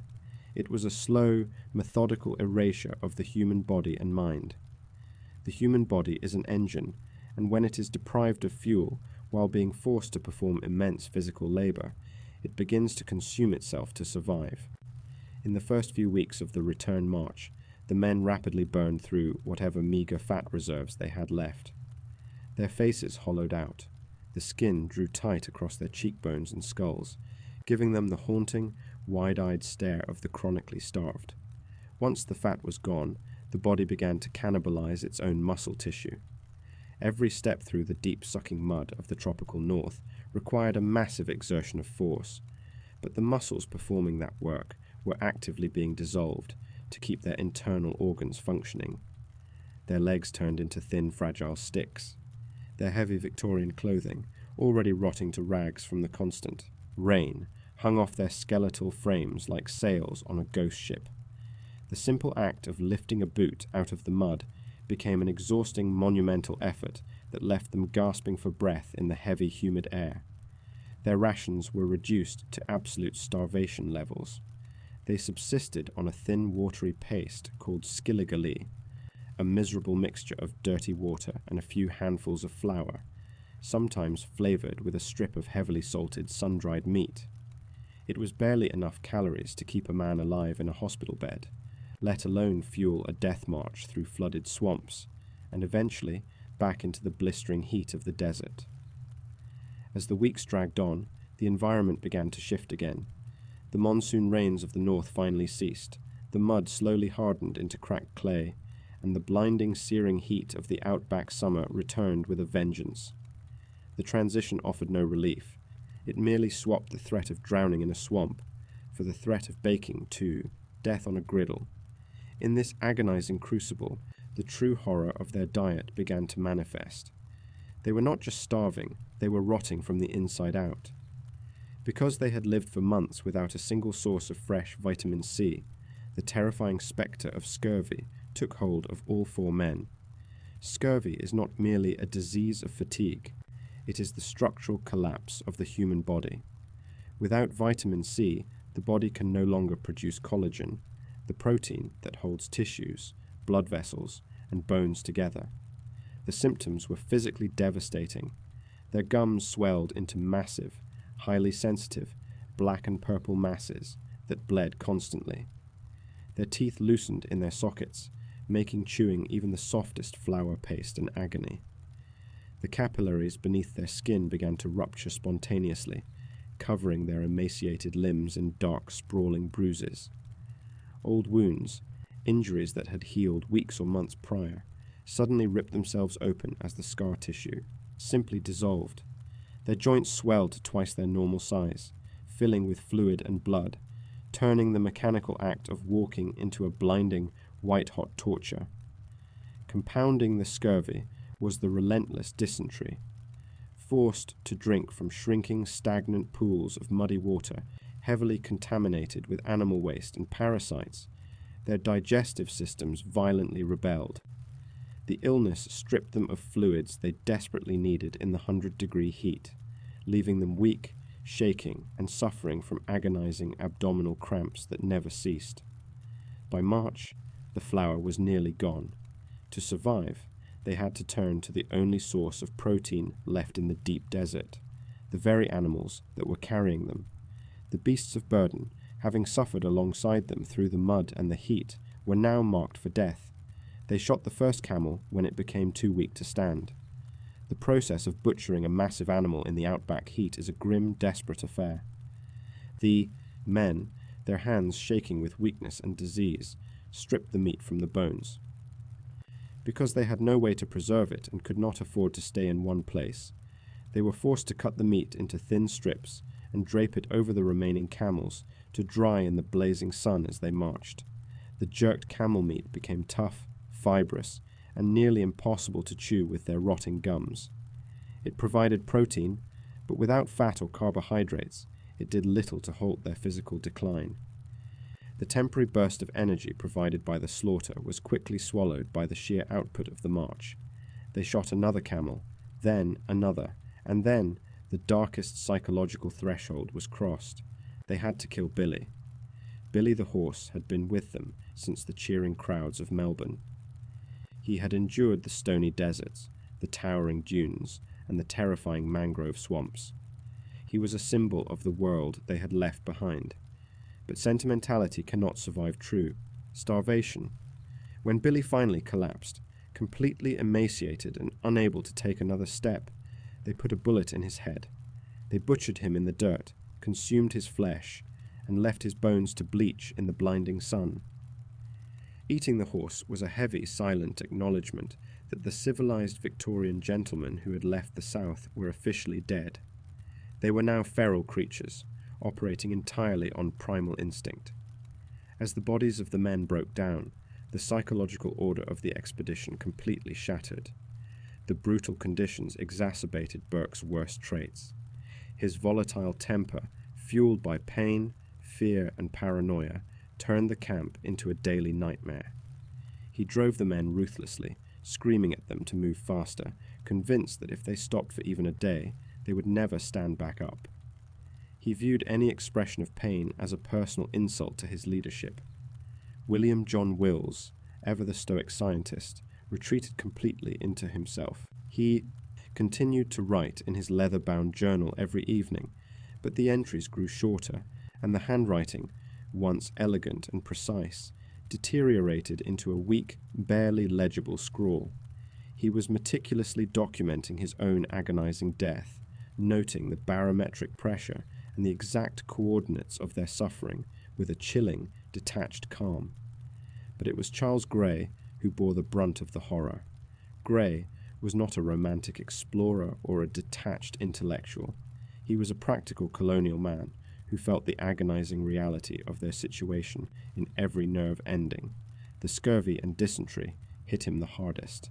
He began to suffer from severe headaches, massive swelling in his legs, and an exhaustion so profound that he could barely keep himself upright on the back of his camel. Burke had no sympathy for Grey. He believed the man was malingering, faking the severity of his illness to get out of the heavy labor of setting up camp. The tension between the two men turned, violently toxic, culminating in one of the most pathetic and tragic incidents of the entire expedition. One evening, Burke caught Grey behind a bush, eating a tiny, unauthorized portion of the remaining flour paste. It was a minuscule amount, a desperate, instinctual theft by a man whose brain was screaming for calories. The reaction was explosive. Burke, fully abandoning the rigid morality and decorum of his rank, physically attacked the dying man. He fell upon Grey in the dirt, beating him with his fists. It was a pathetic, harrowing sight. A starving, scurvy-ridden commander viciously pummeling a skeletal subordinate over a handful of watery gruel in the middle of 1,000,000 square miles of absolute nothingness. Wills and King watched in heavy, exhausted silence. The illusion of the grand imperial expedition had reached its absolute nadir. Following the beating, Grey's condition rapidly plummeted. He could no longer walk. The remaining 3 men had to physically strap him to the back of one of the surviving camels, tying his emaciated body to the saddle so he wouldn't fall off into the dirt. For days, Grey rode in a state of semi-consciousness, groaning in agony as the camel's jarring, rhythmic gait sent shocks of pain through his swollen, dying joints. He begged them to stop. He begged them to leave him behind so he could die in peace. But Burke, driven by a manic obsession to return with his entire party, refused to halt the march. By mid-April, the landscape had fully reverted to the terrifying dry expanse of the interior. They were getting closer. The familiar landmarks of the southward journey were slowly appearing on the shimmering horizon. The thought of Cooper Creek, the depot, the waiting men, the massive stores of food, the sugar, the medicine, became a blinding, collective hallucination. It was the only thing keeping their legs moving. They whispered about the feasts they would eat. They imagined the taste of fresh damper bread and the relief of lying in the deep shade of the river red gums. But Charles Grey would never see the trees again. On April 17th, 1861, the expedition halted for the night in a dry, nameless stretch of scrubland, roughly 40 miles from the Cooper Creek depot. They untied Grey from the camel and laid his skeletal frame on the hard earth. He did not speak. His breathing was shallow and ragged, rattling in his chest. Sometime before dawn, in the absolute ringing silence of the deep outback, Charles Grey finally stopped breathing. There were no final words. There was no dramatic parting.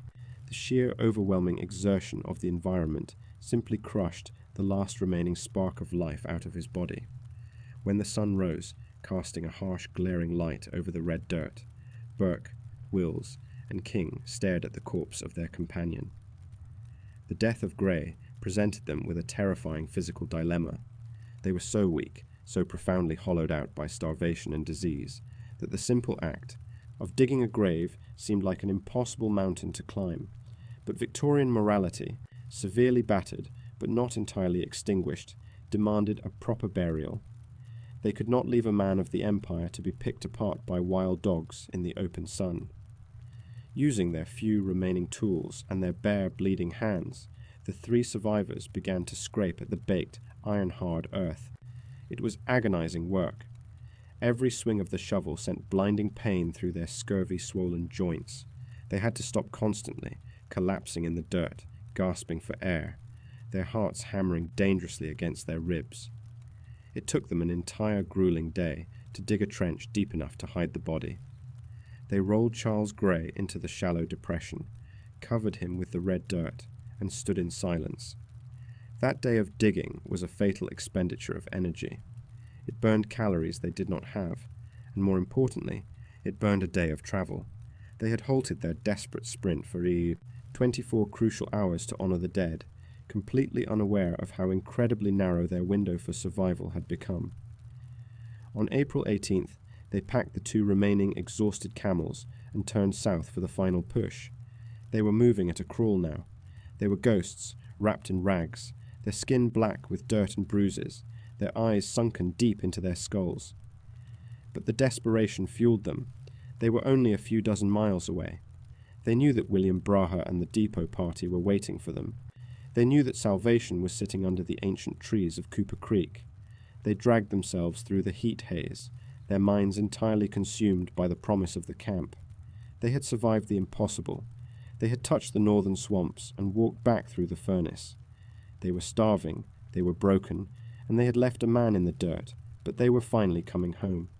They did not know that the true nightmare had not even begun. Chapter 8. 9 hours too late. To understand the absolute crushing weight of April 21st, 1861, you must first understand the psychology of a starving mind on the brink of perceived salvation. The human brain, when deprived of basic caloric energy for over 4 months, begins to shut down all unnecessary functions. It abandons complex thought. It abandons reason.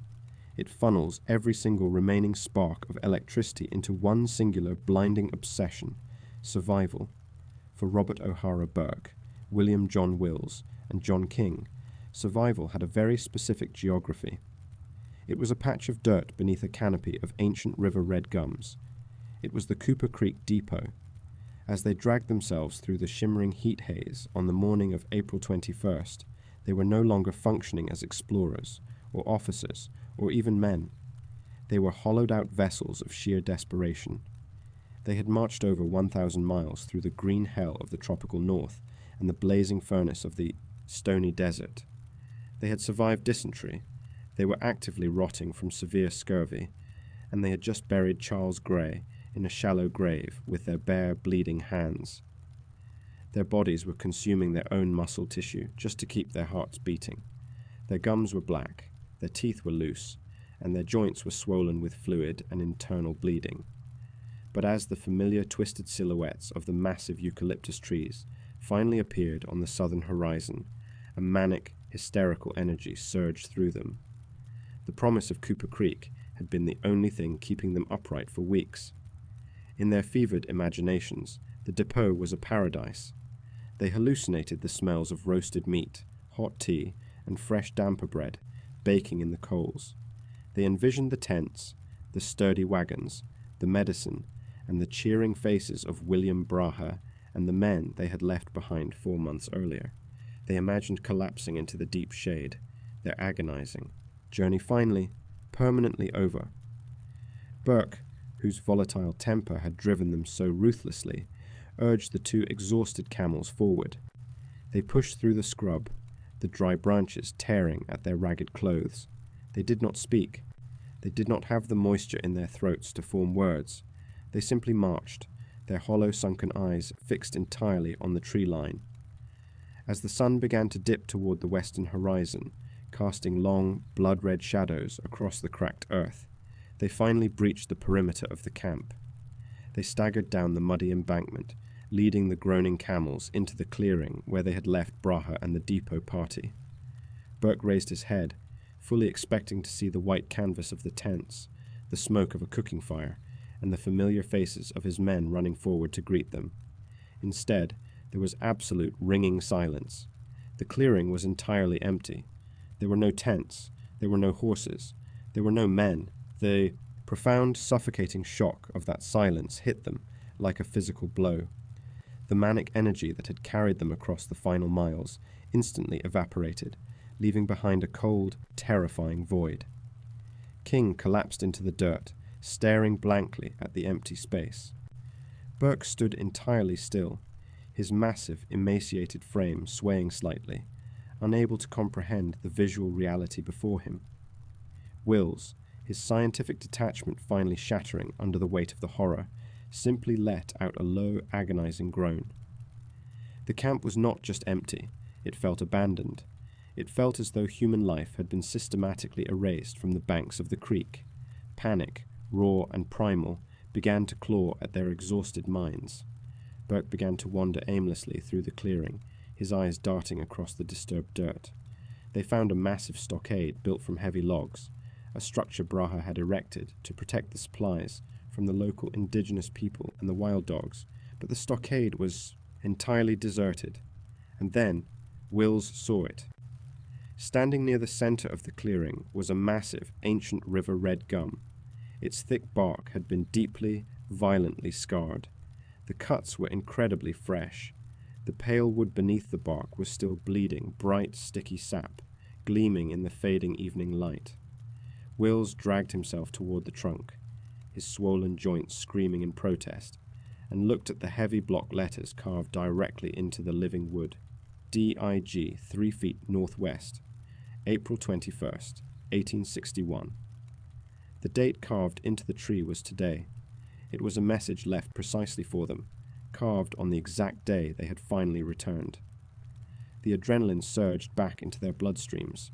They fell to their knees in the dirt exactly 3 feet northwest of the massive trunk and began to dig furiously with their bare, bleeding hands. The earth had been recently turned, making the digging easy.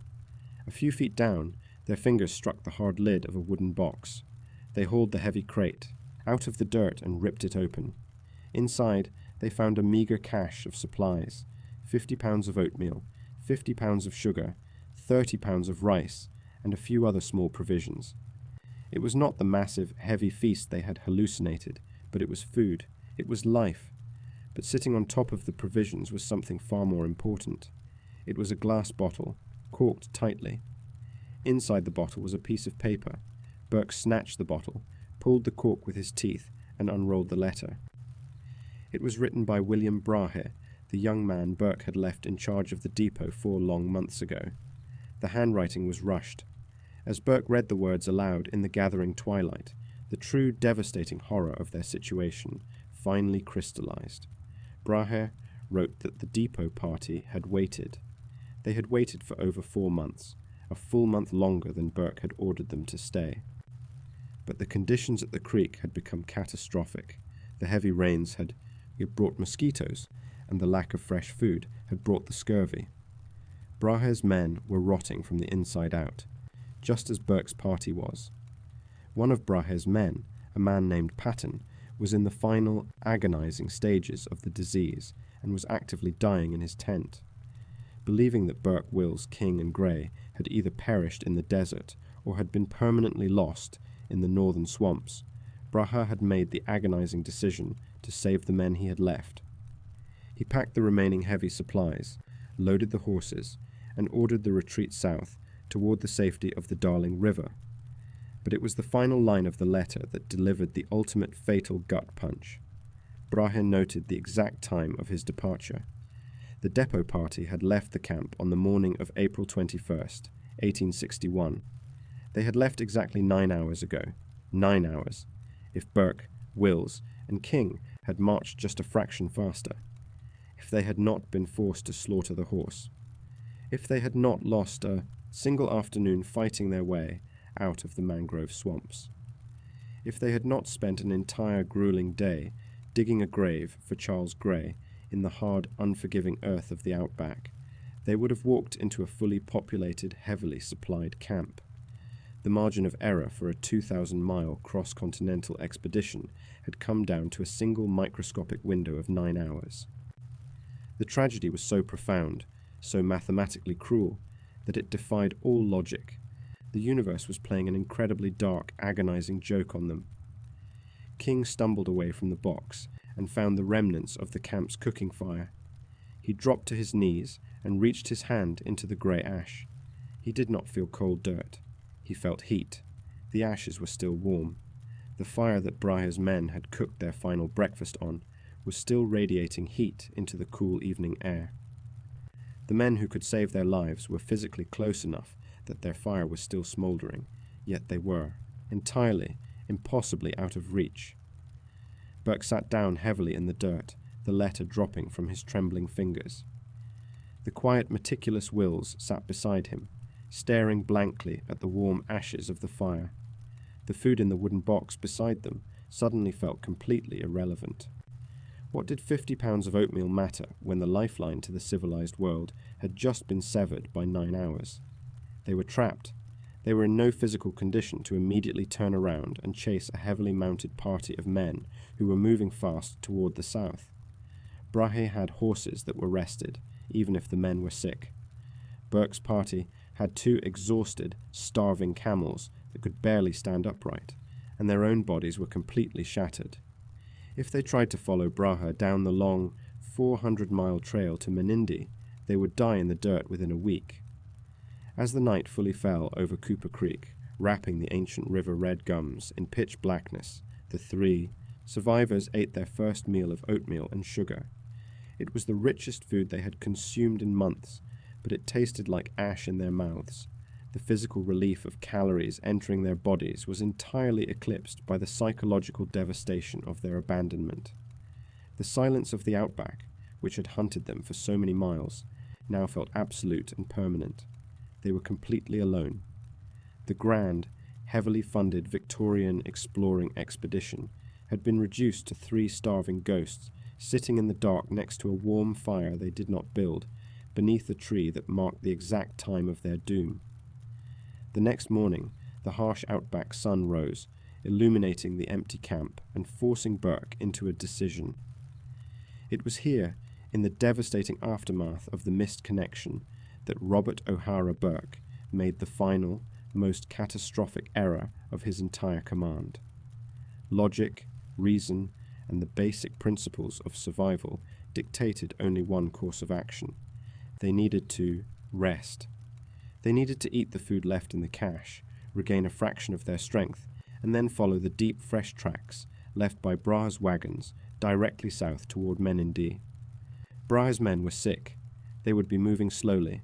There was a chance, however slim, that Burke could catch them, or at the very least, follow a known, mapped route back toward the colonial outposts. Both Wills and King, operating on basic common sense, desperately urged Burke to follow Brahe's trail, but Burke's mind was broken. His pride, severely wounded by the failure of his grand sprint, and terrified of the humiliation of a slow, agonizing retreat along a known path, rebelled. He looked at the map, his mind grasping at dangerous, illogical straws. He announced that they would not follow Brahe. He declared that following a retreating party down the long road to Menindee was a death sentence. Instead, he pointed west. Burke insisted that the closest colonial outpost was not south, but west, a remote sheep station in South Australia, located near a geographical feature ominously named Mount Hopeless. He believed it was only 150 miles away. If they simply followed the dry creek beds westward, he argued, they could reach Mount Hopeless in a matter of weeks and secure a dramatic, triumphant rescue, completely bypassing the shame of crawling back to Victoria. It was a staggering, fatal miscalculation. Mount Hopeless was not 150 miles away. It was significantly further, separated from them by one of the most brutal, waterless, and impassable stretches of the Strzelecki Desert. There was no water, there was no trail. To walk toward Mount Hopeless was to walk directly into an execution chamber. Wills, the brilliant surveyor, the man who understood the maps better than anyone, knew it was a terrible idea. King knew it was a terrible idea.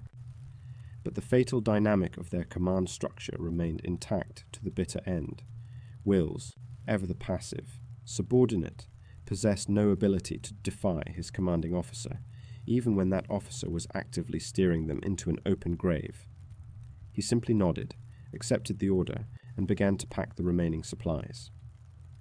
Before they left the camp, Burke wrote his own letter. He placed it in the glass bottle, detailing their success at reaching the Gulf, their desperate physical state, and his fatal intention to head west toward Mount Hopeless. He buried the bottle back in the cache, exactly 3 feet northwest of the dig tree. But in a final act of pure agonizing oversight, Burke did not alter the carving on the tree. He did not carve a new date. He did not leave a visible marker to indicate that the cache had been disturbed. He smoothed the dirt perfectly over the buried bottle, ensuring that if anyone ever returned to the tree, it would look exactly as it had the day Brahe abandoned it.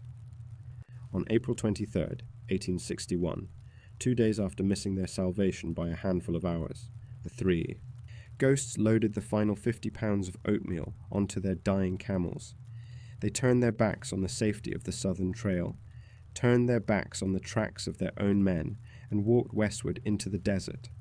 The climax of the journey was over. The race was lost. As they vanished into the shimmering heat haze, marching slowly toward a mountain named Hopeless, the true agonizing finale of the Victorian Exploring Expedition began. They were no longer trying to win. They were just trying to find a quiet place to die. Chapter 9. The Final Collapse. When a human being makes a decision that will ultimately end their life, the universe rarely provides an immediate dramatic sign. The sky does not turn black. The earth does not shake.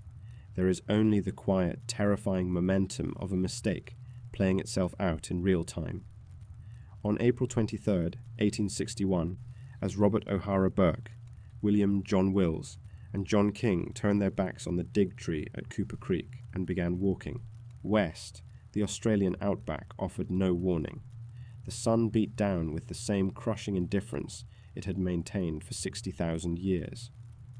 Burke's decision to head toward the colonial outpost of Mount Hopeless in South Australia, rather than follow the fresh tracks of his own men southward to Menindee, was born of an exhausted, severely damaged mind.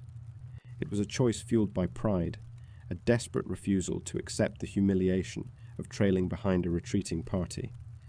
But geography does not care about the pride of Victorian gentlemen.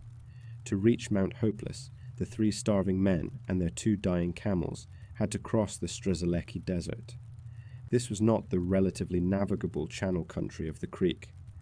This was a sprawling, violently arid wasteland of towering, shifting sand dunes and dry, cracked clay pans. It was a landscape that offered absolutely nothing in the way of sustenance or shelter. Almost immediately, the terrifying reality of their new route began to crush them. The 50 pounds of oatmeal they had unearthed from the cache at the dig tree, their only lifeline, was burning up at an alarming rate. They were severely malnourished, their bodies hollowed out by scurvy and chronic dysentery, yet they were forcing themselves to march through deep, unstable sand. Every step required a monumental exertion of willpower that their rotting muscles could no longer support. Within days, the expedition suffered a catastrophic blow. The 2 remaining camels, Landa and Raja, the massive beasts that had carried them across the continent and back, finally reached the absolute limits of their biological endurance. They collapsed in the sand, groaning in agony, unable to rise even under the sharp crack of Burke's whip. The men were forced to shoot them. They butchered the emaciated carcasses in the blazing heat, trying to jerk the tough, fibrous meat in the sun. But the loss of the camels was a fatal severing of their capabilities. They no longer had pack animals to carry their heavy canvas water bags or their remaining flour and oatmeal. They were now entirely on foot, reduced to carrying whatever meagre supplies they could strap to their own broken skeletal frames. As they dragged themselves further west, the waterholes completely vanished. The creek beds they had hoped to follow simply disappeared into the shifting dunes. The name Mount Hopeless ceased to be a geographical destination and became a horrific, taunting prophecy. They were wandering blindly into an oven, carrying pounds of dried camel meat that they could not eat because chewing it without water was impossible. The realization hit them not with a sudden panic, but with a cold, creeping despair. They could not reach the mountains. They did not have the water, they did not have the strength, and they did not know the way. Defeated by the western desert, they made the agonizing decision to turn around. They had to crawl back to the only place that offered even a fraction of a chance, the waterholes of the Cooper Creek system. They were now trapped in a terrifying purgatory. They were too weak to march south. They were too weak to march west. They were tethered to the muddy banks of the creek, essentially waiting to die in the shade of the river red gums. It was here, in the final desperate weeks of May and June, that the deep tragedy of their profound ignorance reached its climax. As their flour and oatmeal completely ran out, the men were forced to rely entirely on foraging. The local Yandrawanda people, who had watched these strange, heavily bearded ghosts wandering along the water, occasionally took pity on them. The indigenous people gave the explorers fish, and more importantly, cakes made from the spores of the Nardu fern. The Nardu cakes provided an immediate overwhelming sense of relief. It felt like food. It filled their agonizingly empty stomachs and stopped the violent cramping. Driven by desperation, Burke, Wills, and King decided they needed to harvest and prepare the Nardu themselves to secure a constant food supply. They found the tiny ferns growing in the shallow mud flats. They spent hours crawling on their hands and knees, their swollen, bleeding joints screaming in pain, meticulously sweeping the tiny spores into their hats. They would then pound the hard spores between two stones, mix the dust with water, and eat the resulting paste. But the Victorian men did not possess the generational knowledge of the Yandrawanda. They did not understand the subtle, highly specific chemistry of the desert. Nardu spores, in their raw state, contain incredibly high levels of an enzyme called thiaminase. This enzyme actively destroys vitamin B1, or thiamine, in the human body. The Yandrawanda knew that to make Nardu safe, the spores had to be carefully roasted and prepared with water in a very specific way to neutralize the toxin. Burke, Wills, and King did not roast the spores. They simply ground them up and ate them raw.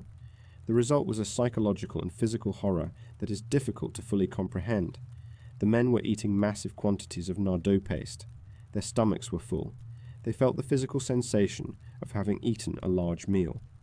But because the thiaminase was actively stripping their bodies of vitamin B1, they were developing a severe, rapid-onset case of beriberi, compounding the scurvy and the dysentery that was already destroying them. They were literally starving to death on full stomachs. Their bodies could not extract any nutritional value from the paste they were consuming. The weakness that overtook them was absolute and profound. They would eat a full bowl of Nardu gruel, only to find that they lacked the physical strength to stand up from the dirt. The muscles in their legs simply stopped responding to the electrical signals from their brains. They were paralyzed by malnutrition, chained to the earth by their own terrifying ignorance of the landscape. By late June, the cold reality of their impending deaths could no longer be ignored or reasoned away. The cold weather of the outback winter had set in, bringing freezing nights that cut right through their rotting, threadbare rags. William John Wills, the quiet, meticulous scientist, was the first to physically break beyond the point of any movement. He could no longer stand. He could no longer crawl. His body was a hollowed-out shell of skin and bone, covered in dark bruises and open sores. In a moment of heartbreaking stoicism, Wills made a request of his commander. He asked Burke and King to leave him behind. He knew that as long as they were tethered to his dying body, they could not forage for food or search for the Yandrawanda camp. They carried Wills into a small abandoned native shelter, a gunya made of branches and dried grass, on the banks of the creek. They left him with a small supply of water, a pile of raw Nardu paste, and his meticulously kept journals. The farewell between the men was quiet and devoid of any grand, dramatic speeches. There was no energy left for emotion. Burke, a man whose entire life had been defined by loud, passionate outbursts, simply looked at his loyal second-in-command, a young man who had followed him into the abyss without a single word of complaint. They shook hands. Burke and King turned and walked away, leaving Wills entirely alone in the deep silence of the outback. Wills spent his final days exactly as he had lived, observing, calculating, and writing. His final journal entries are a chilling testament to the Victorian mindset. Even as his body shut down entirely, he continued to note the wind direction, the temperature, and the state of his own failing pulse. He wrote that he was comfortable, that his spirits were good, and that he merely lacked the strength to stand. Sometime in late June, alone in a shelter of dried grass, William John Wills closed his eyes and allowed the cold, quiet dark to take him. A few miles away, Burke and King were staggering blindly through the scrub, desperately searching for the Yandrawanda. But Burke's massive frame, the engine that had driven the entire catastrophic march, was finally giving out. The raw Nardoo had destroyed his nervous system. On June 28, 1861, Robert O'Hara Burke collapsed in the red dirt. He tried to push himself up, his hands shaking violently against the cracked earth, but his muscles had completely dissolved. He lay in the dust, the blinding metallic sky pressing down on him. The man who had demanded a heavy oak table and a Chinese gong to conquer the wilderness was now dying in the dirt, wearing rags, thousands of miles from the paved streets of Melbourne. Burke knew it was the end. He called John King over to him. In his final moments, the romantic vanity of the Victorian era flared up one last time. He did not want to be buried. He did not want to be placed in a shallow trench like Charles Grey. He asked King to leave him lying on top of the earth, and then he handed King his heavy service revolver. He asked the young man to place the pistol in his right hand, so he could die looking like an officer and a gentleman, unbowed by the landscape that had utterly defeated him. King did as he was asked. He placed the heavy metal of the gun into Burke's trembling skeletal fingers. He sat with his commander through the long, freezing night. The next morning, when the sun crested the horizon and illuminated the vast, silent void of the Cooper Creek Channel, Robert O'Hara Burke was dead. John King stood up. He was a 22-year-old former soldier, the lowest-ranking man of the original exploring party. He looked down at the body of his commander, holding a useless pistol in the dirt. He looked around at the endless shimmering expanse of the Australian interior. The heavy wagons were gone.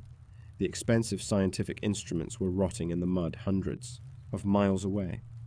His friends were dead, scattered across the continent in unmarked graves and abandoned shelters. The Victorian Exploring Expedition had been reduced to absolutely nothing. King was now the sole surviving ghost, entirely alone in a silence so profound it felt like it could crush his skull, waiting for the outback to finally finish the job. Chapter 10. The Lone Ghost. There is a specific, terrifying kind of isolation that occurs when you are the absolute last living piece of a shattered world. When John King stood up from the red dirt, leaving the lifeless body of Robert O'Hara Burke clutching a useless revolver in the dust, the silence of the Australian outback did not just surround him, it crushed him. It was an active, heavy, and profound emptiness. To understand King's psychological state in the final days of June 1861, you must strip away all modern concepts of rescue and communication. King was 22 years old. He was a former soldier, a man used to taking orders, existing at the very bottom of the expedition's strict Victorian hierarchy. Now, the hierarchy was dead. The commanding officer was a corpse baking in the sun. The brilliant scientist was a skeleton resting in an abandoned grass shelter miles away. The 20 tons of equipment, the heavy oak tables, the imported scientific instruments, and the cheering crowds of Melbourne had all been reduced to a single starving young man wearing rotting rags, entirely alone in a void roughly the size of Western Europe. He was the lone ghost of the Victorian Exploring Expedition. King knew that if he stayed by Burke's body, he would be dead within 48 hours. The raw Nardoo paste that had paralyzed his commanders was slowly destroying his own nervous system. His body was ravaged by the advanced stages of scurvy. His joints were swollen tight with internal bleeding, and his muscles were aggressively consuming themselves just to keep his heart pumping. He had only one option left. He had to completely abandon the arrogant, imperial mindset that had doomed the expedition from the very first day. He could not fight the landscape. He could not conquer it with Victorian willpower. He had to submit to it, and he had to submit to the only people who actually understood it. King gathered whatever meagre strength he had left and began to drag himself along the muddy banks of the Cooper Creek Channel, desperately searching for the Yandrawanda people. When he finally found their camp, it was not a grand diplomatic meeting between two cultures. It was an act of absolute pathetic surrender. King approached the indigenous camp as a broken animal. He was emaciated, his skin blackened by the sun and encrusted with months of dirt and dried blood. His clothing literally hung in rotting threads. The Yandrawanda watched this horrifying apparition approach with deep caution. For months, they had observed these strange white men stumbling through the desert, firing their guns at the sky, ignoring the obvious sources of food, and slowly starving to death amidst a landscape that provided the indigenous people with everything they needed. King collapsed in the dirt before them. Using frantic, exhausted hand gestures, he communicated the grim reality of his situation. He pointed to the sky, to the earth, and to the sea distance, trying to explain that Burke and Wills were dead. The reaction of the Yandrawanda is one of the most profound and heartbreaking moments of the entire historical tragedy. These were the people whom Burke had fired his revolver at to frighten away. These were the people the Victorian elite viewed as primitive savages, entirely unworthy of their respect or their expensive scientific instruments. When the Yandrawanda understood that Burke and Wills were dead, and that King was entirely alone, they did not attack him. They did not abandon him. They began to weep. The women of the camp threw dust and sand over their heads, smearing dirt on their faces in a traditional display of deep, agonizing mourning. They cried openly for the deaths of men who had fundamentally disrespected them. And then they took the starving 22-year-old soldier into their care. For the next 2.5 months, John King lived entirely by the grace of the Yandrawanda. It was a complete and utter role reversal. The British Empire, with all its millions of dollars and heavy machinery, had failed completely. The survival of the expedition now rested entirely on the charity of the people they had come to conquer. The Yandrawanda fed him properly prepared nardoo paste, neutralizing the toxic enzymes that had killed his commanders. They gave him fresh fish caught from the muddy shallows of the creek. They treated him with a profound, gentle humanity, occasionally bringing him fat birds they had hunted, realizing his shattered digestive system could barely handle the fibrous food. King tried to make himself useful. He used his last few rounds of ammunition to shoot crows and hawks for the tribe, attempting to pay them back for their life-saving charity. But as the weeks dragged on into August and then September, his physical deterioration continued. The damage done by the 1,000-mile death march to the Gulf of Carpentaria and back was simply too extensive to be fully reversed by camp food. His clothes completely disintegrated, forcing him to weave a pathetic hat out of dried grass to protect his blistering scalp from the blazing sun. His skin was tight against his skull, his eyes hollow and vacant. He spent his days sitting in the red dirt, staring blankly out at the shimmering heat haze of the horizon, slowly losing his grip on the English language, his mind fracturing under the sheer crushing weight of the trauma he had endured. He became, in the words of those who would later find him, a melancholy object. He was alive, but he was barely human. Meanwhile, thousands of miles to the south, the city of Melbourne had finally woken up from its arrogant delusion. By the late winter of 1861, panic had set in. The grand expedition had been gone for a year.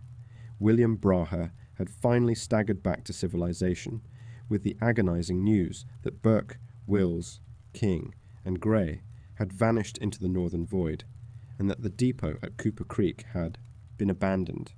The Royal Society of Victoria, terrified by the impending public relations disaster and the sheer loss of human life, scrambled to organize a massive rescue effort. Several search parties were dispatched across the continent, but the most important one was led by a highly competent hardened bushman named Alfred Howitt. Howitt was exactly the kind of man Burke was not. He travelled fast, he respected the environment, and he understood how to read the subtle signs of the desert. In early September, Howitt's heavily armed, highly mobile rescue party reached the familiar, twisted trees of the Cooper Creek Channel. They found the dig tree. They dug up the cache and found Burke's final fatal letter, stating he was heading west toward Mount Hopeless. Howitt immediately began tracking them. On September 15, 1861, Howitt's second-in-command, a surveyor named Edwin Welch, was riding his horse along the muddy banks of the creek when he saw something moving in a distance. At first, Welch thought it was a native camp. He saw a group of Yandrawanda people gathered near the water, but as he rode closer, the indigenous people scattered into the brush, leaving behind a single strange figure sitting in the dirt. Welch pulled his horse to a halt. The figure before him was horrifying. It was blackened by the sun and covered in a thick layer of ash and dirt. It wore a bizarre, woven grass hat and the rotting, unrecognizable shreds of a Victorian uniform. The creature was so emaciated that its joints looked like massive knots on thin sticks. Welch stared at the figure, his hand resting on his rifle. The creature slowly raised its head.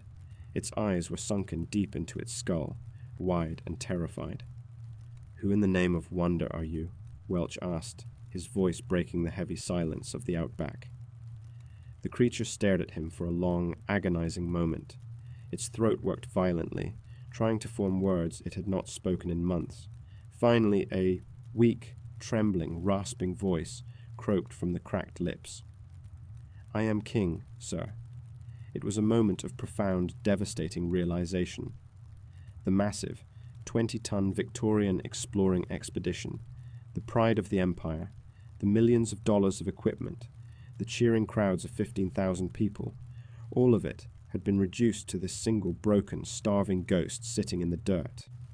Howitt's men quickly rushed forward. They wrapped King in warm blankets. They gave him hot tea and carefully, slowly fed him tiny portions of sugar and damper bread. King was weeping uncontrollably, his shattered nervous system unable to process the shock of rescue. When he finally gathered enough strength to speak, his words confirmed their darkest fears. Burke was dead. Wills was dead.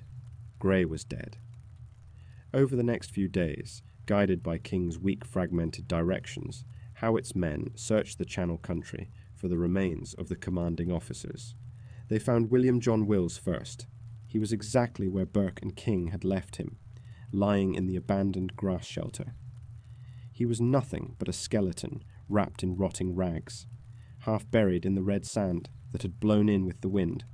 But next to his bones, perfectly preserved, were his leather-bound journals. Even in the face of absolute starvation, Wills had meticulously documented the atmospheric conditions of his own death.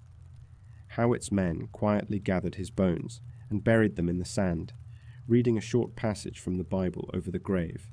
A few days later, they found Robert O'Hara Burke. The scene was entirely pathetic. Burke's bones were scattered across the dirt, having been picked apart by wild dogs and dingoes.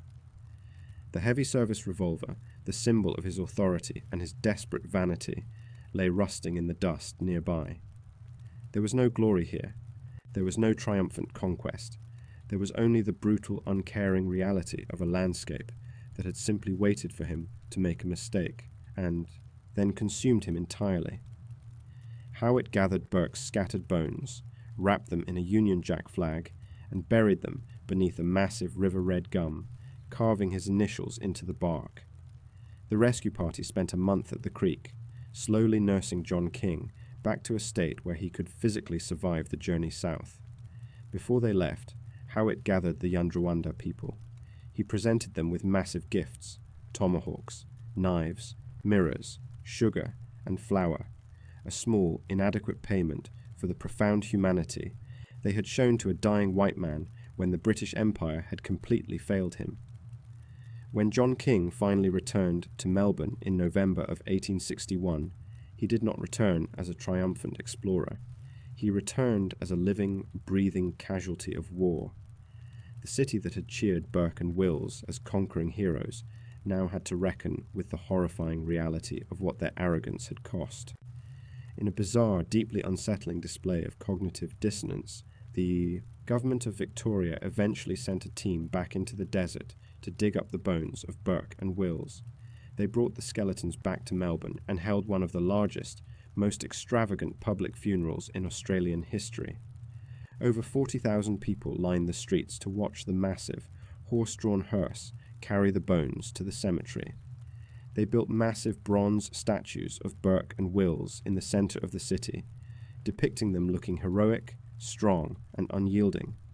They turned a catastrophic failure of leadership, logistics, and hubris into a romantic tragedy of imperial sacrifice. They chose to mythologize the dead, rather than learn from the agonizing reality of how they died. As for John King, he was given a government pension, but he never truly recovered. The physical damage to his body was permanent. The scurvy, the starvation, and the raw nardoo paste had fundamentally broken his internal organs. The psychological trauma of the 1,000-mile death march, the isolation, and the sheer horror of watching his friends rot in the dirt haunted him entirely. He lived a quiet, secluded, deeply melancholic life, passing away at the age of 31, a final delayed victim of the sun-bleached void. The story of the Victorian Exploring Expedition is not a story of heroism. It is a terrifying, minute-by-minute study of exactly what happens when human arrogance collides with an environment that cannot be bullied, cannot be bought, and cannot be intimidated. It is a reminder that the wild places of this earth do not care about your funding, your equipment, or your pride. If you march into the void refusing to listen, the void will simply swallow you whole. The fire has burned down to ashes. The desert is quiet again. If you made it all the way to the end of this journey, I want to sincerely thank you. The Burke and Wills Expedition is one of those stories that gets under your skin. It's terrifying precisely because it didn't have to happen. It wasn't an unavoidable act of nature. It was a slow, deliberate march into disaster driven by nothing but human ego. It's a ghost story where the monsters are just bad decisions and a 120-degree sun. As I mentioned at the start of the video, we are building a massive, global community here of people who appreciate these dark, atmospheric, long-form dives into the extremes of human survival. It means the world to me that you choose to spend your time here in the dark with us. If you haven't already, please take a second to hit that like button. It is the absolute best way to help this channel cut through the noise of the algorithm and reach more people who love this specific kind of storytelling. And don't forget to drop a comment down below. Let me know what city or country you were watching from, and let me know what you thought of Burke's fatal decision at the DIG tree. If you were in his shoes, would you have followed the track south, or would you have walked west into the unknown? If you want more ambient deep dives just like this one, make sure you are subscribed and have the notification bell turned on so you never miss a new story. We have some incredible, terrifying historical deep dives currently in production, and I cannot wait to share them with you. But for now, it's time to step out of the outback, take off your headphones, turn the lights back on. I'll see you in the next one.